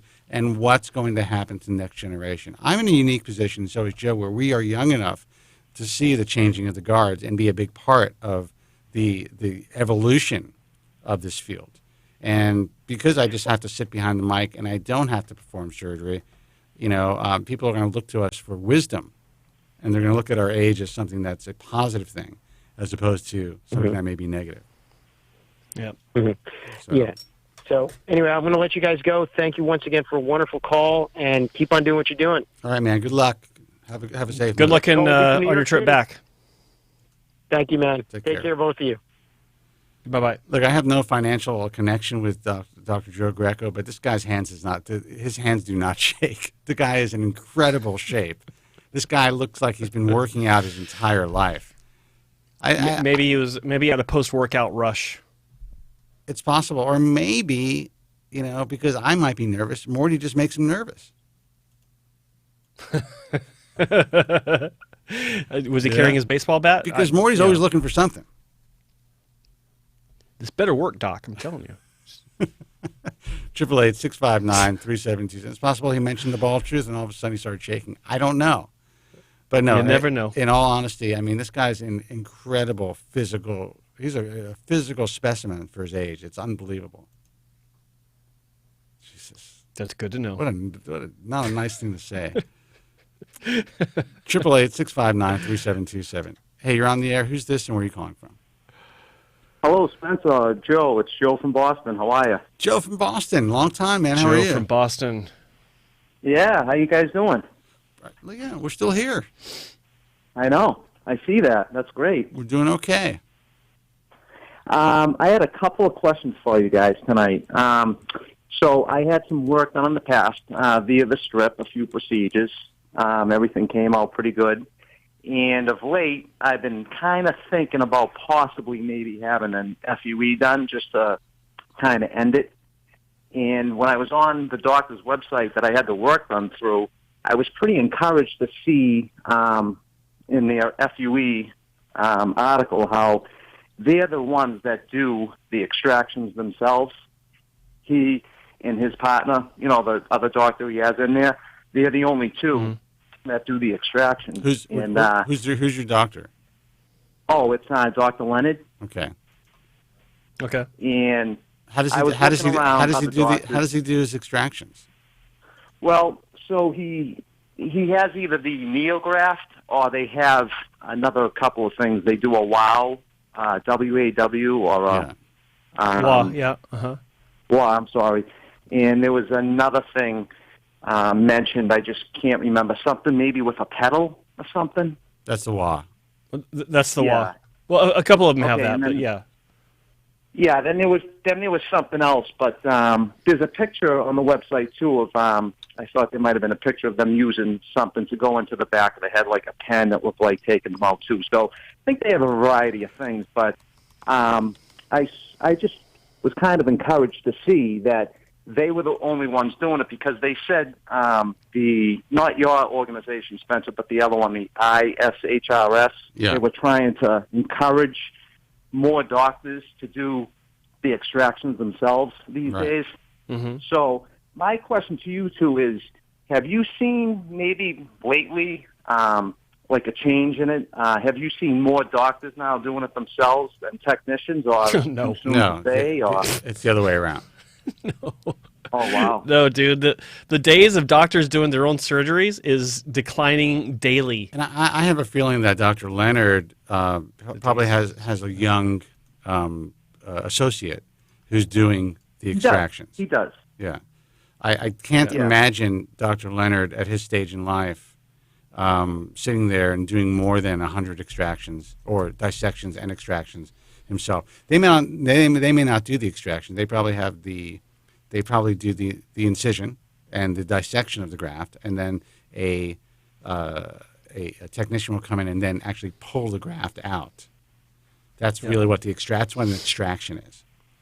Okay. But I mean, I can't imagine. I mean, unless something's, I don't know what Dr. Leonard's doing for himself, but it's a very labor-intensive procedure. So I'm looking at their website now. It looks like he has a young associate. So that's probably the guy who's doing all the heavy lifting. I believe he is. Yeah, I believe he is. But when I was just reading a little bit about it, to me it seemed a little encouraging watching your show, because it seems like Joe made a good point earlier about, you don't want somebody that you never met before that you walk in and they're just going to be taking the grafts out of the back of your head. Well, have you met his associate before? Like on a regular? I have. Have you had surgery with him? I haven't. I have a friend that's had 2 surgeries with him, and he's very happy, but not FUE, strip. Okay. But well, it's good that he's happy. Obviously. No, it's good that he's happy. It's good that he's happy, and that's really important. You want to have people who've actually had experiences. Find somebody who's had an FUE experience with this particular physician, and who this physician actually did the dissection, and the scoring for. And then you'll have even more confidence when you go under the knife, or under the punch, because the reality is, this is a procedure that takes incredible dexterity, eye-hand coordination, and a lot of time on tissue to get right. So just because, and people are going to hate when I say this, just because somebody has an MD behind their name doesn't mean they're good at this. Exactly. Right. And that's important for you to know. You want to know who's doing it. But just because they're a doctor doesn't mean they're good at it. And I disagree with the ISHRS as far as their stance on if you're basically, I understand physicians doing surgery, and they only want physicians who are performing surgery. That makes sense on the surface. But in this industry, there are so few physicians who really have the experience. It's not necessarily in the best interest of the patient yet, unless these physicians decide to really become well-trained. Do you know what I'm saying? I do 100%, yeah. I went to another clinic probably a year ago and, talked to them about their FUE, and it's funny, I asked who was going to be doing the excisions, taking them out of the back of the head, and they said the technicians.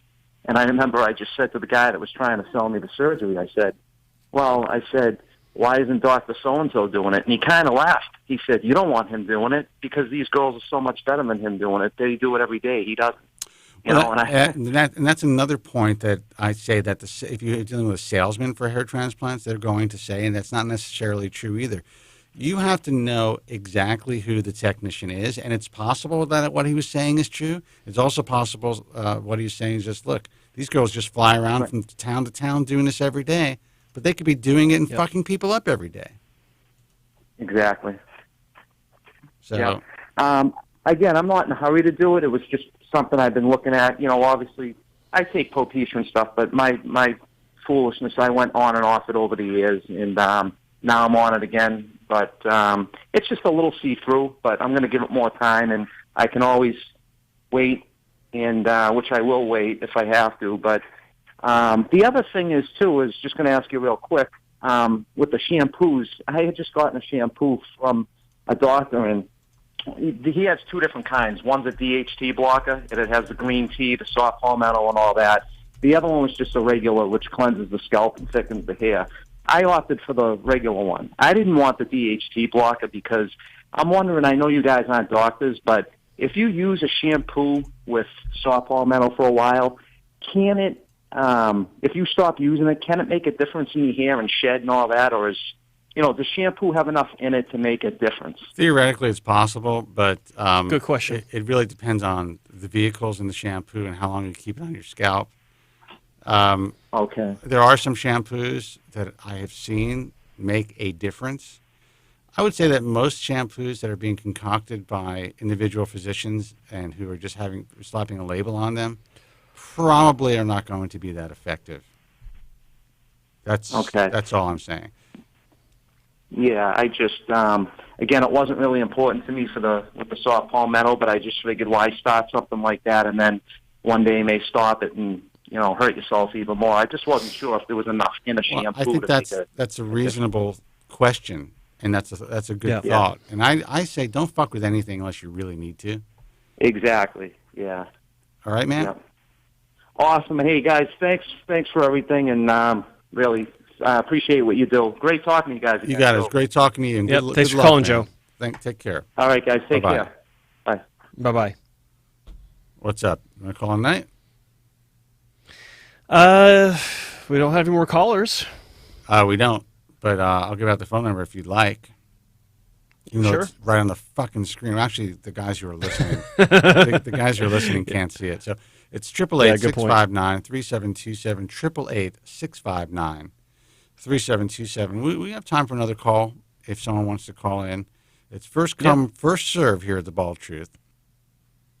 And while we're my mouth is so dry. maybe waiting for that, I'll update everyone on my 6-month progress for my FUE surgery with Dr. Wong. Had my first haircut yesterday. Got the sides and back. Top didn't really need to be cut because it's not that long yet. But keep in mind, my head, I shaved my head down to with a no guard. Was it August or September? I think it was September. Yeah, not that long ago. You think I'm paying attention? Not really. Yeah. But, so everyone likes to have me do the turnaround, so I'm going to do a turnaround here. Hold on just a second. I got to take my earbuds out.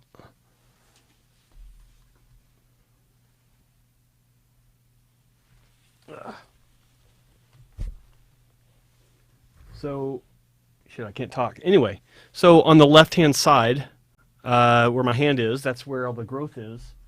Right through here. And I'm super happy. That fucking looks good, man. That looks good. Everyone's like, why doesn't Joe shine a light on his head? Yeah. I'm just kidding. Well, there it is. No, this whole side right here is I think that the improvement. Oh, I see my microphone was in the way. The improvement to me is more than I expected. I'm actually really happy with it, and it's only 6 months, so there's probably a few more months of improvement to expect. Strategic placement of 600 grafts. 100 were in the donor scar. Like I said earlier to another caller, I have no idea how that turned out. I've not looked because it wasn't a big deal to me to begin with, but I will try to document that closer in an upcoming video. But I'm happy with it. And let me move this out of the way so I can try that again because I thought it was not showing it well enough. I know you're just dying for me to. Yeah, and by the way, false There we prophet. go. I'm reading. Thank you for the compliment. But why does it have to be for my age? Why can't I just be an incredible specimen? Period. For any age. Yeah, So, dude, here we go. that looks incredible, man. No fillers, no topic, no nothing like that.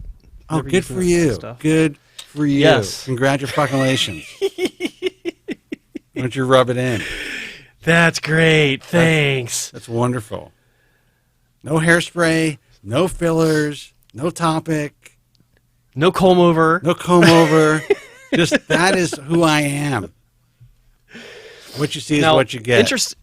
Interesting development, though, Yeah. is the improvement on the left-hand side made me realize that the weakness on the right-hand side is the only thing left, which is right through here. Yeah, I mean, it's still... And the reason being is, well, right now it's kind of covered with the length, but the angle of the hair is like from the right-hand side because of the direction of the whirl pattern. The angle of the hair at the top of the vertex is angled to the right, and so when you look at me from the right side, you're looking into, like, in between the placement, right? So it's easier to see the gaps and the weakness. But yeah, so that's the reality is no one sees shit. You go to the store, you get your sushi, you go get your burritos, and no one's looking at your hair. Had a burrito last night. It was good. M. Maiden we could take a call. Is the line busy? It is. Yeah, I guess it is. We'll take a call. Hey, you're on the air. Who's this and where are you calling from? You know who it is. All lives matter, baby. I'm back, baby. Oh, what's happening, man? How are you? What up? Happy New Year, guys. Belated New Year, guys. Happy New Year to you too, man. Well. I think you have a better connection, but I do hear myself in the background, so maybe if you can turn down your computer. Yeah, turn the computer off. Awesome. There we go. Black Lives Matter, my man. What's happening? Black hair matters. Black lives do matter, but black hair matters. Hair matters. Jeez, I got to tiptoe around everything in this life, man. Jesus. Go ahead. Hey, man, same old, same old. Still out there marching. Got my side, walking on the side of the road. Have my ball lives matter. Getting cars to honk at me. Trying to get all the support I can. Dude, that's fucking awesome. I would love. First of all, you should make a sign, and you should send us a picture, and I'll put it on my Instagram. That'd be funny as shit. You do that at the next Antifa rally, you're my hero. That'd be fucking awesome. I would go right in the crowd. Right. You should go to a Trump rally. Sit there with your Bald Lives Matter sign. That'd be hilarious. Head, pump. That'd be fucking awesome. Well, what's going on? What's new? Hey, man, same old. Hey, got my New Year's resolutions down. Resolution this year is to promote Bald Lives Matter. I'm telling LeBron James, shave your head, LeBron.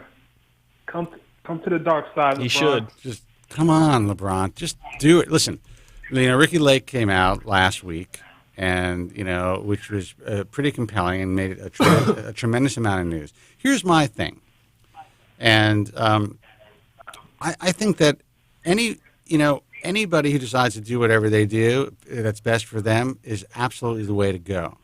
And I think acceptance, and that's our number one mantra here on the show, acceptance is key. If you can accept that you're dealing with hair loss and shave your head, then you beat the battle. You win right away. I am not of that ilk. I am ill-equipped to deal with that situation, and that's why I do whatever I can in my power to keep whatever hair I have on my head or semblance of hair. I think there needs to be respect for both those who choose acceptance and those who choose to do whatever they can to somehow salvage what they have. And so far, that hasn't happened. You know what I mean, Joe? Are you listening? Not this day and age. Yeah. But, yes. Anyway, there's going to be a lot more ball talk this year. So I think it's great. And what Ricky Lake did was wonderful. And not that it's wonderful that she suffered with hair loss for 30 years, but that she was willing to come out the way that she did and said, fuck it. You know what? Can't deal with this shit anymore. I'm fucking shaving my head, and I'm letting the world know that I've been dealing with fucking hair loss for 30 years, and it sucks. Bald lives matter. That it does. That it does. And you lied about the computer, by the way, because you did not turn your computer off because it's on again. Yeah, I'm on. Exactly. I'm on speakerphone right now. All right. You're on what? Speakerphone. Oh, okay. Speakerphone. No, I really think that would be great if you can somehow send us something with a sign that says "Bald Lives Matter." You know, you could put sunglasses on. I'm gonna let this. That'd be fun. Yeah. Wear sunglasses, hide your identity, and your gold.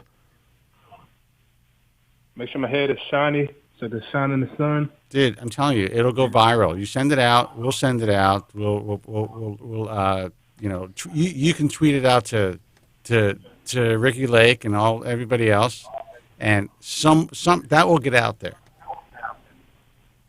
But Bald Lives Matter, thebaldtruth.com. I know if I go out there, people be like, "Go inside, jackass. No one cares." I have a feeling that's going to happen where I live. Oh, it's gonna happen, but just get a fucking picture of it. That's all you need. Just one. One picture, send it out. Bald Lives Matter, thebaldtruth.com. We're like a sandwich board. Walk around, scream, get a megaphone, and just walk in like some crowded area, and just keep repeating. Bald Lives Matter. And you only have to do it for a second. Get the photo, then you can run. I take up on that. I take up on the offer. Yesterday, when I was passing by Walmart and I see people holding down the Trump side of the road. I said, "Man, that'd be nice to walk on the side of the road, though. Bald Lives Matter." Yeah, I'm telling you, and get a megaphone and just you know, like make some sort of a beat or whatever, just like Bald Lives Matter, Bald Lives Matter. Well, what can be in between that, Joe? Bald Lives Matter. Say it again. Bald Lives Matter. Don't take my Propecia. Bald Lives Matter. Yeah. Hands off. My Propecia. Bald Lives Matter. Right. Hands off. My Propecia. Bald Lives Matter. I like that. There you go. That's good. And do it near some bald guys so they get in with it too. I'm telling you, it'll go viral. Good point. All right, we're going to be waiting for that, dude. Call us back and let us know when you send it out. We'll do that, man. I don't want to hold up the line. I'll let you guys. All right. Listen, I appreciate the call. You sound well, and I'm glad you're still listening. You too, man. Have a good night, guys. All right. Happy New Year. Take care. All right. Take care. Bye-bye. You take one more? We got it. Sure. Hey, you're on the air. Who's this and where are you calling from? Spencer, you're an incredible specimen at any age. Thank you. I don't care. Dante, man, thank you so much. And Joe, you're making me jealous now. You're talking about your results. You know I'm on the edge every day. I live with this. And do as I say, not as I do, my friend. Yeah. Well, Happy New Year to you guys. Happy New Year to you. Happy Dante. New Year to you. But here's a question, though. So I'm listening. I think it was last week's show, and I didn't call in, but I'm listening. And why is everyone so afraid about the scar in the back of our heads from strip? I mean, I'm almost proud of. I'm almost proud of it. I can't say I am, but I almost am. Like if somebody sees the scar, I'm like, all right, well, yeah, I had a bunch of hair transplants. I wouldn't have any hair on my head if I didn't. I'll let Joe Doesn't really explain the bother me at all. phenomenon and when it first started. Okay, go ahead. It first started when FUE came out. Like there were people that were having bad strip scars, no question about it.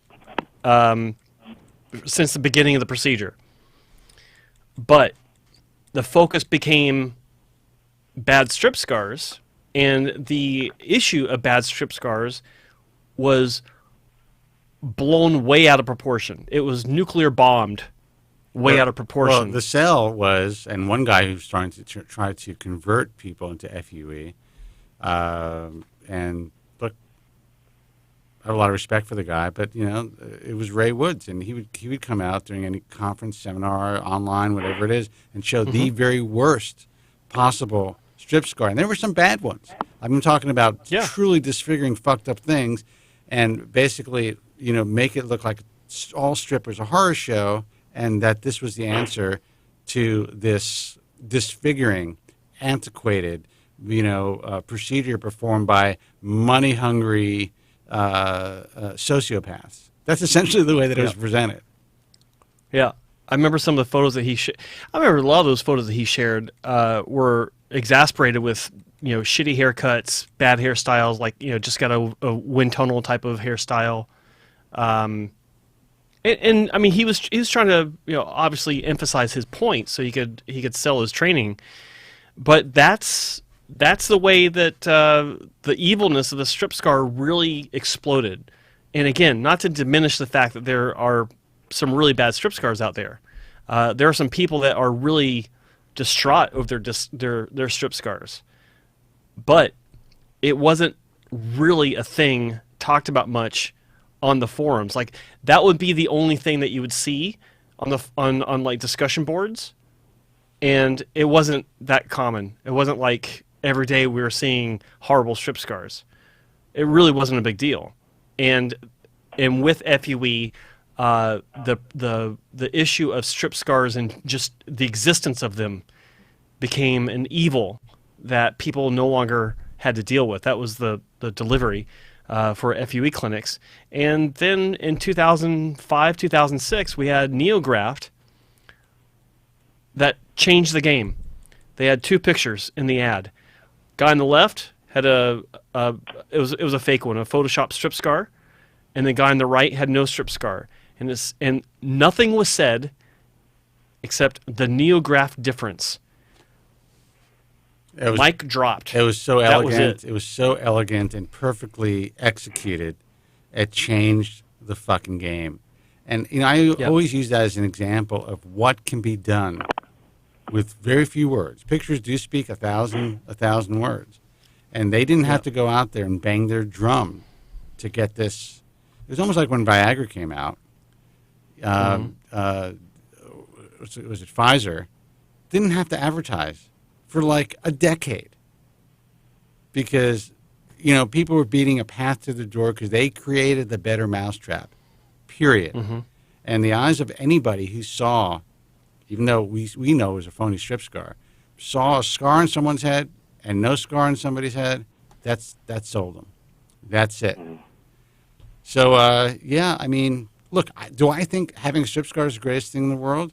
The only reason I don't think so, and Joe has had several strips done, is it definitely changes the integrity of your scalp to some degree, depending on your scalp elasticity. Maybe not Joe's, because the guy has like the scalp elasticity of a fucking elephant. But it can change the integrity of your scalp. And I've seen it to the point where it does, if you have too many strips, even if they're good strips, there could be a visible uniqueness to the structure of the scalp. A lot of people wouldn't notice that. With that said, you're an old school strip guy, man. You've had several done, so why do you give a shit? And you're 60 years old, right? Yeah, 63. It doesn't bother me, but maybe I'm lucky and unlucky, because I started in the 90s with strips, and I probably didn't get, I'm sure I didn't get the maximum growth, but at least the guys weren't butchers where my scar isn't really bad. It's not a bad scar. I just aired one of your segments. You originally had your work done by one of the garbage men. Yeah. In New York. Absolutely. Yeah. And that guy had some good hands. They actually did a good job, and just like one of the other callers said, you wouldn't want the. It was Dr. Handler, right? Gary Hitzig's partner at the time, because he was still alive at the time, Handler, and he did my first 3. And when I asked the two guys, Webb and the other guy that were doing they were the techs, right? And I said, what about the doctor? Same thing like the other caller just said, and he said, no, you wouldn't want him taking, doing this. And I said, oh, okay.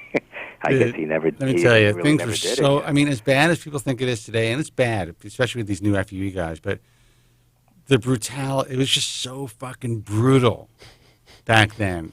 I mean, the work that was being done, the way that the industry was being marketed, it was just, it was such an underground kind of a sad little world. You know, the original ISHRS, the handful of people who were involved, you know, I go so far back. You look at it was really a sad, dark little place. You know, Joe? Yeah. Yeah. It really was. And we kind of brought it out into, and we'll never get credit for this, and I'll never get credit for this, but kind of brought it into the light. We shined a very bright light on the dark recesses of this fucked up industry. And for at least 6 years, it was a short period of time, things were really better. Really better. Yeah. And now it's all dark ops again, man. It's all fucked up again. Yeah, well, back then, you know, I didn't even know of your show back then. I wish I did that long ago, but there was no internet, obviously. What year was it? It was I started in '92. Yeah, well, I wasn't on in '92. I was on the radio on WABC. My first broadcast was WABC June of 1998. Okay, so yeah, I had like probably 3 already by then, and there was nowhere to turn, and they had us coming back like every 6 weeks. There was like a bunch of guys that, you know, oh, I'll be back in 6 weeks. Another guy, he was there. Yeah, I was here 6 weeks ago. It was unbelievable. There was three transplants, 6 weeks. The first one, then 6 weeks, then the third one was another 6 weeks. I never. No one of the idea. most depressing days of my life was sitting in the New York office of Gary Hitzig of Long Island Medical, waiting for a consultation. In that, you know, there was that side thing, you know, like you walk in the door, and then there's like 2 rows of seats, with people facing each other, and every fucking seat was filled. And this one guy says to me, "You don't need a hair transplant." And I'm just sitting there like miserable, thinking, "Yes, I do. Yes, I do." And I'm going, and I remember Lou Amico was there. I remember seeing him. Yeah. And oh wow. And I go in for my consultation, and they sit me in front of a television that has they throw in a VHS tape of Dr. Hitzig on like the Today Show or some shit like that. So they warmed me up with that shit. And then he came in, and he's like, I don't know, maybe you just need a better haircut because you're kind of like you're growing it too long in the front to compensate. And I'm not sure if you really need a hair transplant. And then he saw me kind of like get with this look of disappointment. He's like, but I mean, we could do something for you now if you really want it. And I said, well, you just said I don't need one. And that was my first run-in with Dr. Hitzig. Now, we've made up, he contacted me years later, and we've made up ever since. I mean, he did sue me at one point. That was the only lawsuit, and that was right out of the gates when I started the show. And the reality is I destroyed him pro se, and they had to withdraw their case, which was a great victory for a young man. And I learned a lot. That was a great experience for me, by the way. Yeah. Essentially made me bulletproof over the years because I understood the way the system works. But with all that said, the fact that you had a good result and that you feel satisfied, honestly, you're one of a handful of people that have walked away from that situation better off, in my view. Mm-hmm. Yeah, pretty lucky, yeah. That's just my opinion. You know what was huge back then? Scalp reductions. They were doing scalp reductions like crazy. Oh, yeah. Guys in their 50s and I 60s almost had that. coming in anyway. You what? I almost had one. You almost had one? Yeah. Is that what you said? Yeah. Yeah, Yes. Yeah, I should tell my dad. My father, I go, Dad, you know, they do this thing, a scalp reduction. He said, yeah, your ears will be touching on the top of your head after a while. Yeah, that's a smart. That was a very thoughtful, lucid, fucking observation. And I think it was all bullshit, these scalp reductions, because then your head would just stretch back over, I guess, right, over a period of years. It would stretch back. You would have something called the Mercedes scar, that they called it, ear dog scar, whatever, dog ear scars. Dog ear. The direction of your scalp would be, the integrity of your scalp would be completely shifted. It would fuck up the donor region. If it did hold, it would thin out your donor I mean, the whole thing was really fucked. When I wrote The Bald Truth, that was and they were still actively doing scalp reductions. That was a procedure to avoid. I had an entire chapter on procedures to avoid, and it included the flap, the freeform flap, the jury flap, scalp reductions or male pattern reductions. I got a lot of shit for that, man, because at the time, if I remember correctly, Bosley was doing them still. Oh, okay, yeah. But I remember they were doing those like they were going out of style. Like they'd cut a piece out like a 50-cent size of a 50-cent coin that they would just cut out. And they charge you $4,000. It was back then there was no information. You were on your own, and today there's so much information, but it's all bullshit. You don't, if you're not smart, you don't know what to believe. You get sucked in. I told you, dude. We had a good 6-year run. When I came out with The Bald Truth, it fucking disrupted the entire field. Everyone was fucked up. I became a hated man with a fucking target on my back. But at least those who found us on the radio and who purchased my books throughout the world, luckily for that, let me knock on wood, they were saved. And then people we corrected the field, and the work was good, consistently better, even though there were still a lot of scumbags in the field. At least there were people that had an opportunity to get information. And then the message forum started to gain traction, and, it was just a different world. And then the message forums became corrupted. And then it's like the corruption, this industry just breeds fucking toxicity. It attracts and breeds. Yes. Yeah. Like for me, my observation of the industry overall, it peaked around 2006. The number of clinics doing quality work, that was it. That was peak hair transplant right there, or peak quality. And then as FUE started to really infiltrate and grow, that's when we started to see more and more disasters, like just no name clinics popping up everywhere. And today it's like I get the question every day: have you heard of such and such clinic? No. And I do a quick search. I might even look to see when the domain name was registered 3 months ago. Really? Yeah. Oh yeah. They're popping up everywhere, and like I even know a guy. He's not even he has nothing to do with medicine. Like he's never been trained on any level. He used to be a consultant for a clinic. He now has like 5 clinics spread across different states, and he's contracting with different doctors to be the doctor. And he's getting business. He's doing like his group is doing surgeries. And it's just like this couldn't have happened 15 years ago. You couldn't set it up like that. And he did it almost overnight. You know what's funny though? I don't run into anyone that ever tells me they've had a hair transplant. Ever. I don't know. I don't understand. I had one of my clients came in about a month ago. He said, "Yeah, I was at the airport. I was coming back from wherever, and I saw like 4 or 5 guys. They were walking through the terminal, and they were talking. They were just coming out of Turkey, younger guys in their 20s, just had hair transplants. A girl I know, she says to me, yeah, my nephew, because I know her pretty well. She knows I had a bunch of transplants. She says to me, yeah, my nephew went to Turkey. A couple of his friends went, and this like 2 months ago. And he went, and I saw him the other day. He looks pretty good. I don't think his hair was growing yet, but, looked pretty clean and neat and everything like that. Other than that, I don't see anybody. But all I hear about is Turkey now. I mean, I don't know. Well, that's the way that not talking about it. That's what we're used to. It's just something you don't talk about, right? But but these younger guys, they are talking about it more because it's more of a social media accepted type of thing to do. I mean, you go on Instagram. I don't know if you have an Instagram account or if you've seen it, but these ads are everywhere, targeting the 20 to 25, 20 to 26-year-old demographic. And it's working. It's working. I see, on YouTube, I see this guy, Matt Dominance, right? Then the other guy, that works with Dr. McGrath. You know, him all the time doing videos, and then he now, like, what's his name, David DiMuzio, is it?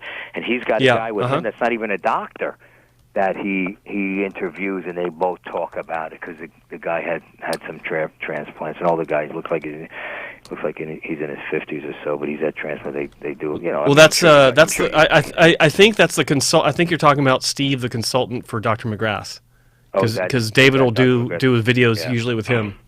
Yeah. So it was him. Yeah, Steve. Yeah, everywhere. I don't know. They make it sound great and easy. I don't know. Well, Dante, listen, man, we're gonna call it a night. It's always great hearing from you, and yeah, man, don't jump into anything. You know, you've been talking about getting another transplant forever. I know. I'm still hanging on with my little hairpiece, so I think I'm okay for a while. All right, man. Listen, you sound well. well. Cool. Thank you. You too. Yeah, you Stay do. Well, and you know, just check in every once in a while. I want to make sure you're alive. I'm just kidding. Will do. I'm just Will kidding. do. All right, dude. You take care. All right. Be good. All right. See you, Dante. Thanks.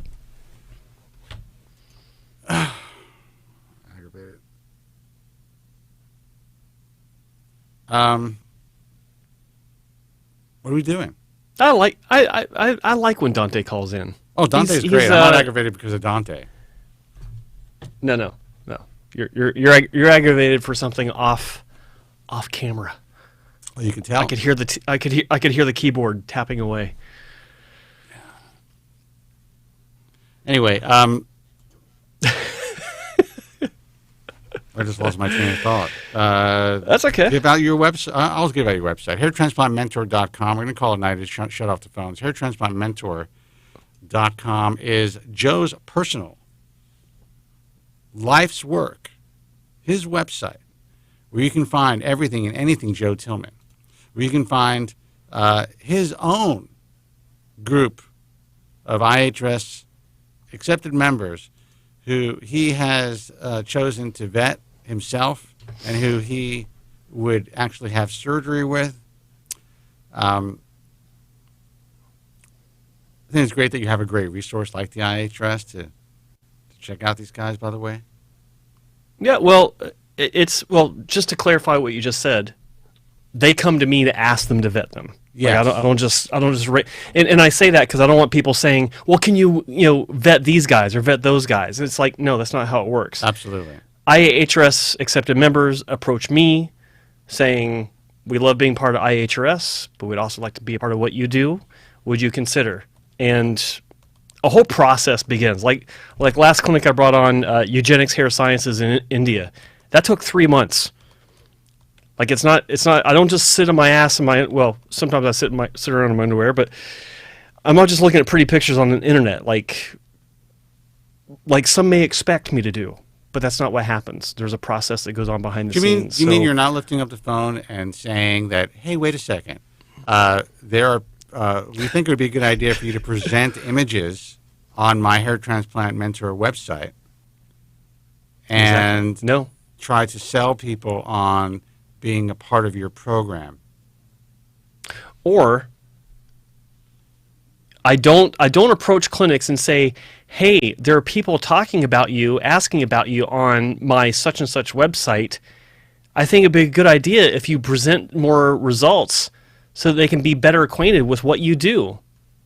And maybe you could consider coming on board with us. And we'll if allow the group likes what you do. If our community likes what you do. And then, our community. And then we got to stop. And then if you're willing to pay more, then you might be considered to be on the A team. On the A team. Yeah. Let's see. What's this guy? Hold on. Real Talk K Channel. Okay, I gotta read this. His first comment: David DiMuzio has better hair than Joe, and Joe had a beef with him. What? Joe deleted his video because DiMuzio won. Hey, Dave, how are you, man? Good to see you. I'm glad to have you join the program. Joe acts like he's some kind of master. There are people that have been to Turkey with way better hair than Joe and don't claim to be a hair transplant mentor. Joe is a master. He is the master.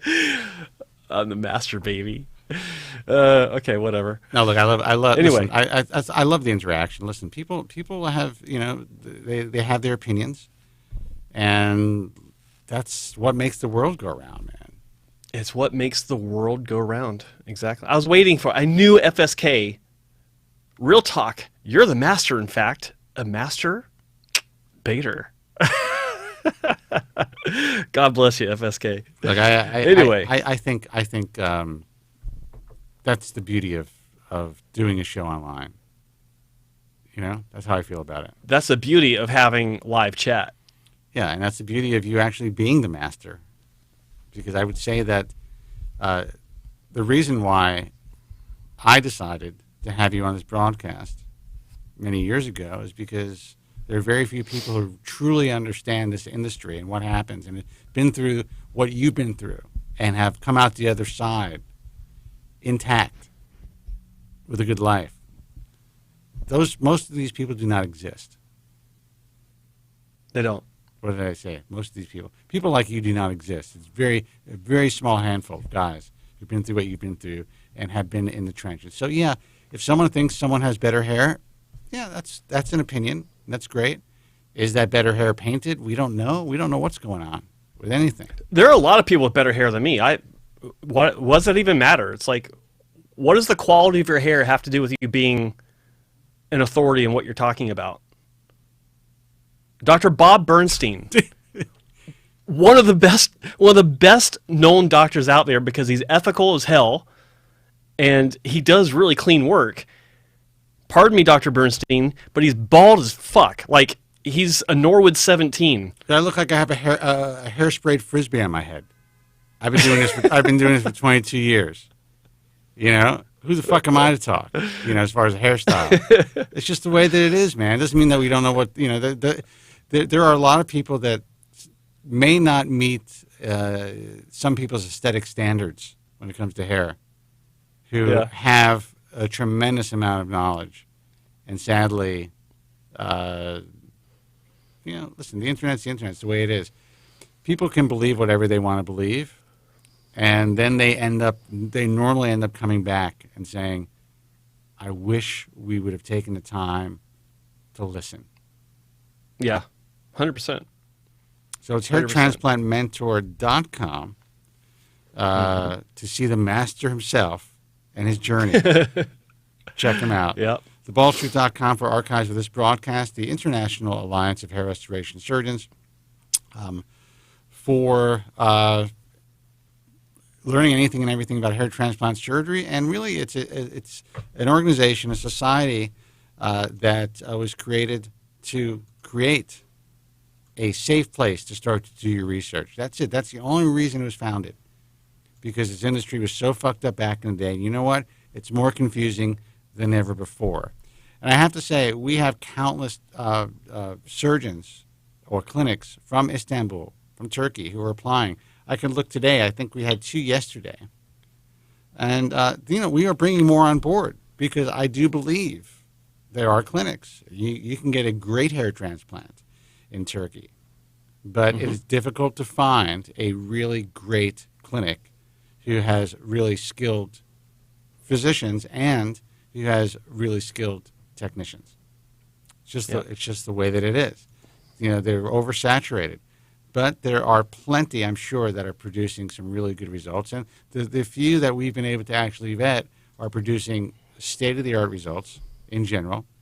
Sadly, like with any other physician anywhere in the world, people have issues, no matter where they are.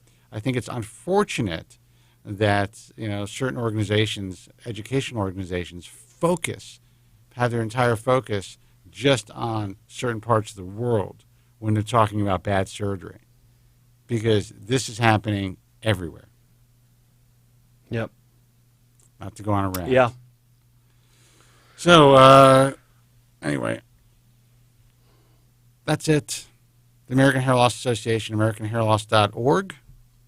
Also, what else? Joe's YouTube page. Go ahead. Yeah. Well, I was going to say, my YouTube page, youtube.com/hairtransplantmentor. Our new one. I was going to talk about. Oh yeah, and the new one. Oh wait, we can't. We don't have a custom URL on that, do we? Right now it is. Yeah, it's custom. It is. Yeah, Bald Truth Radio. Oh, that's right. Yeah, there is a new YouTube channel. First off, please subscribe to my channel right now. I am closing in on 14,000 subscribers. Less than 100 subscribers away. So if you're just now catching this broadcast, you're digging what we say, but you're not subscribed, click the subscribe button, ring the bell for more notifications, and of course, like this broadcast if you think it's valuable. But there's a new channel in town. And there's 51 people, 51 people currently watching right now, so we should have 51 new subscribers after you speak about this. Well, some of those are subscribers, but I get the point. But the new 35 YouTube channel to watch is youtube.com/baldtruthradio, where you can finally get a hold of regular updates that are clips from this show and previous shows. Actually, not this show for quite a while because we're kind of backloading the library there. But short clips, 3, 4, 5 minute clips from The Bald Truth, featuring myself, featuring guests that Spencer's been interviewing, and all kinds of great stuff. So I highly encourage you to check that out. Again, it's youtube.com/baldtruthradio. Subscribe and ring that bell for notifications. That'd be great. I'd love to see those subscribers grow up very rapidly today. So please. Mm-hmm. youtube.com/baldtruthradio. Subscribe. Ring the bell. Let's make this happen. Yeah. I'm actually decided to put an effort into this. Furthermore, there are a few other websites to mention. Supporters of this message and the broadcast. First up is hairlossexperiences.com. It's a UK-based hair loss and hair restoration forum where clinics are sharing their results and patients are sharing their experiences, and they do allow us to stream our broadcast through their web property. That's hairlossexperiences.com. After that, we got bellicapelli.forumfree.it. It's the Italian hair loss and hair restoration forum. Clinics sharing results, patients sharing experiences, and they too support our message. bellicapelli.forumfree.it. And finally, we got international-hairlossforum.com. That is a French hair loss and hair restoration forum. International-hairlossforum.com. Always a great supporter of our message. Check all three of them out. And I don't know how fast we would see subscribers, but I don't see a single new subscriber since this announcement. Yeah. Oh, you mean on Bald Truth Radio? Yeah. People. Oh, yeah. Oh, you're talking. Okay, I get it. Yeah. YouTube.com/baldtruthradio. Go there right now. In fact, I'll put it in the chat room. YouTube.com/baldtruthradio. Everyone, click that link in the chat room. Go to the channel. Please subscribe. Please support the channel. So you guys are gonna love it. It's good stuff. You may even hear yourself on the air. You may even hear yourself. There's some awesome clips there now, and it's just going to grow. Let's see. Anyone? I can't tell. I mean, sometimes I don't know how long it takes to propagate. Well, it's not always immediate. If you have just subscribed, sound off in the chat room. Let us know. Anyone? Anyone? We're going to stay on for a second. Someone do it. Yeah, it should be 100K. It should have been 100K a long time ago. In Maiden. Yeah. And this new channel should be a minimum of 10,000 in the next 2 months. Minimum. And the first step is help us out. Okay, we got one. All right. 370. Yeah, we got one. Thank you. Come on, people. Thank you. See some more. We're doing a Piggy, thank you for subbing. We're doing a subscriber telethon here. I'm going to start juggling and spitting plates. I got a spider monkey in the corner just waiting to come out with a little hat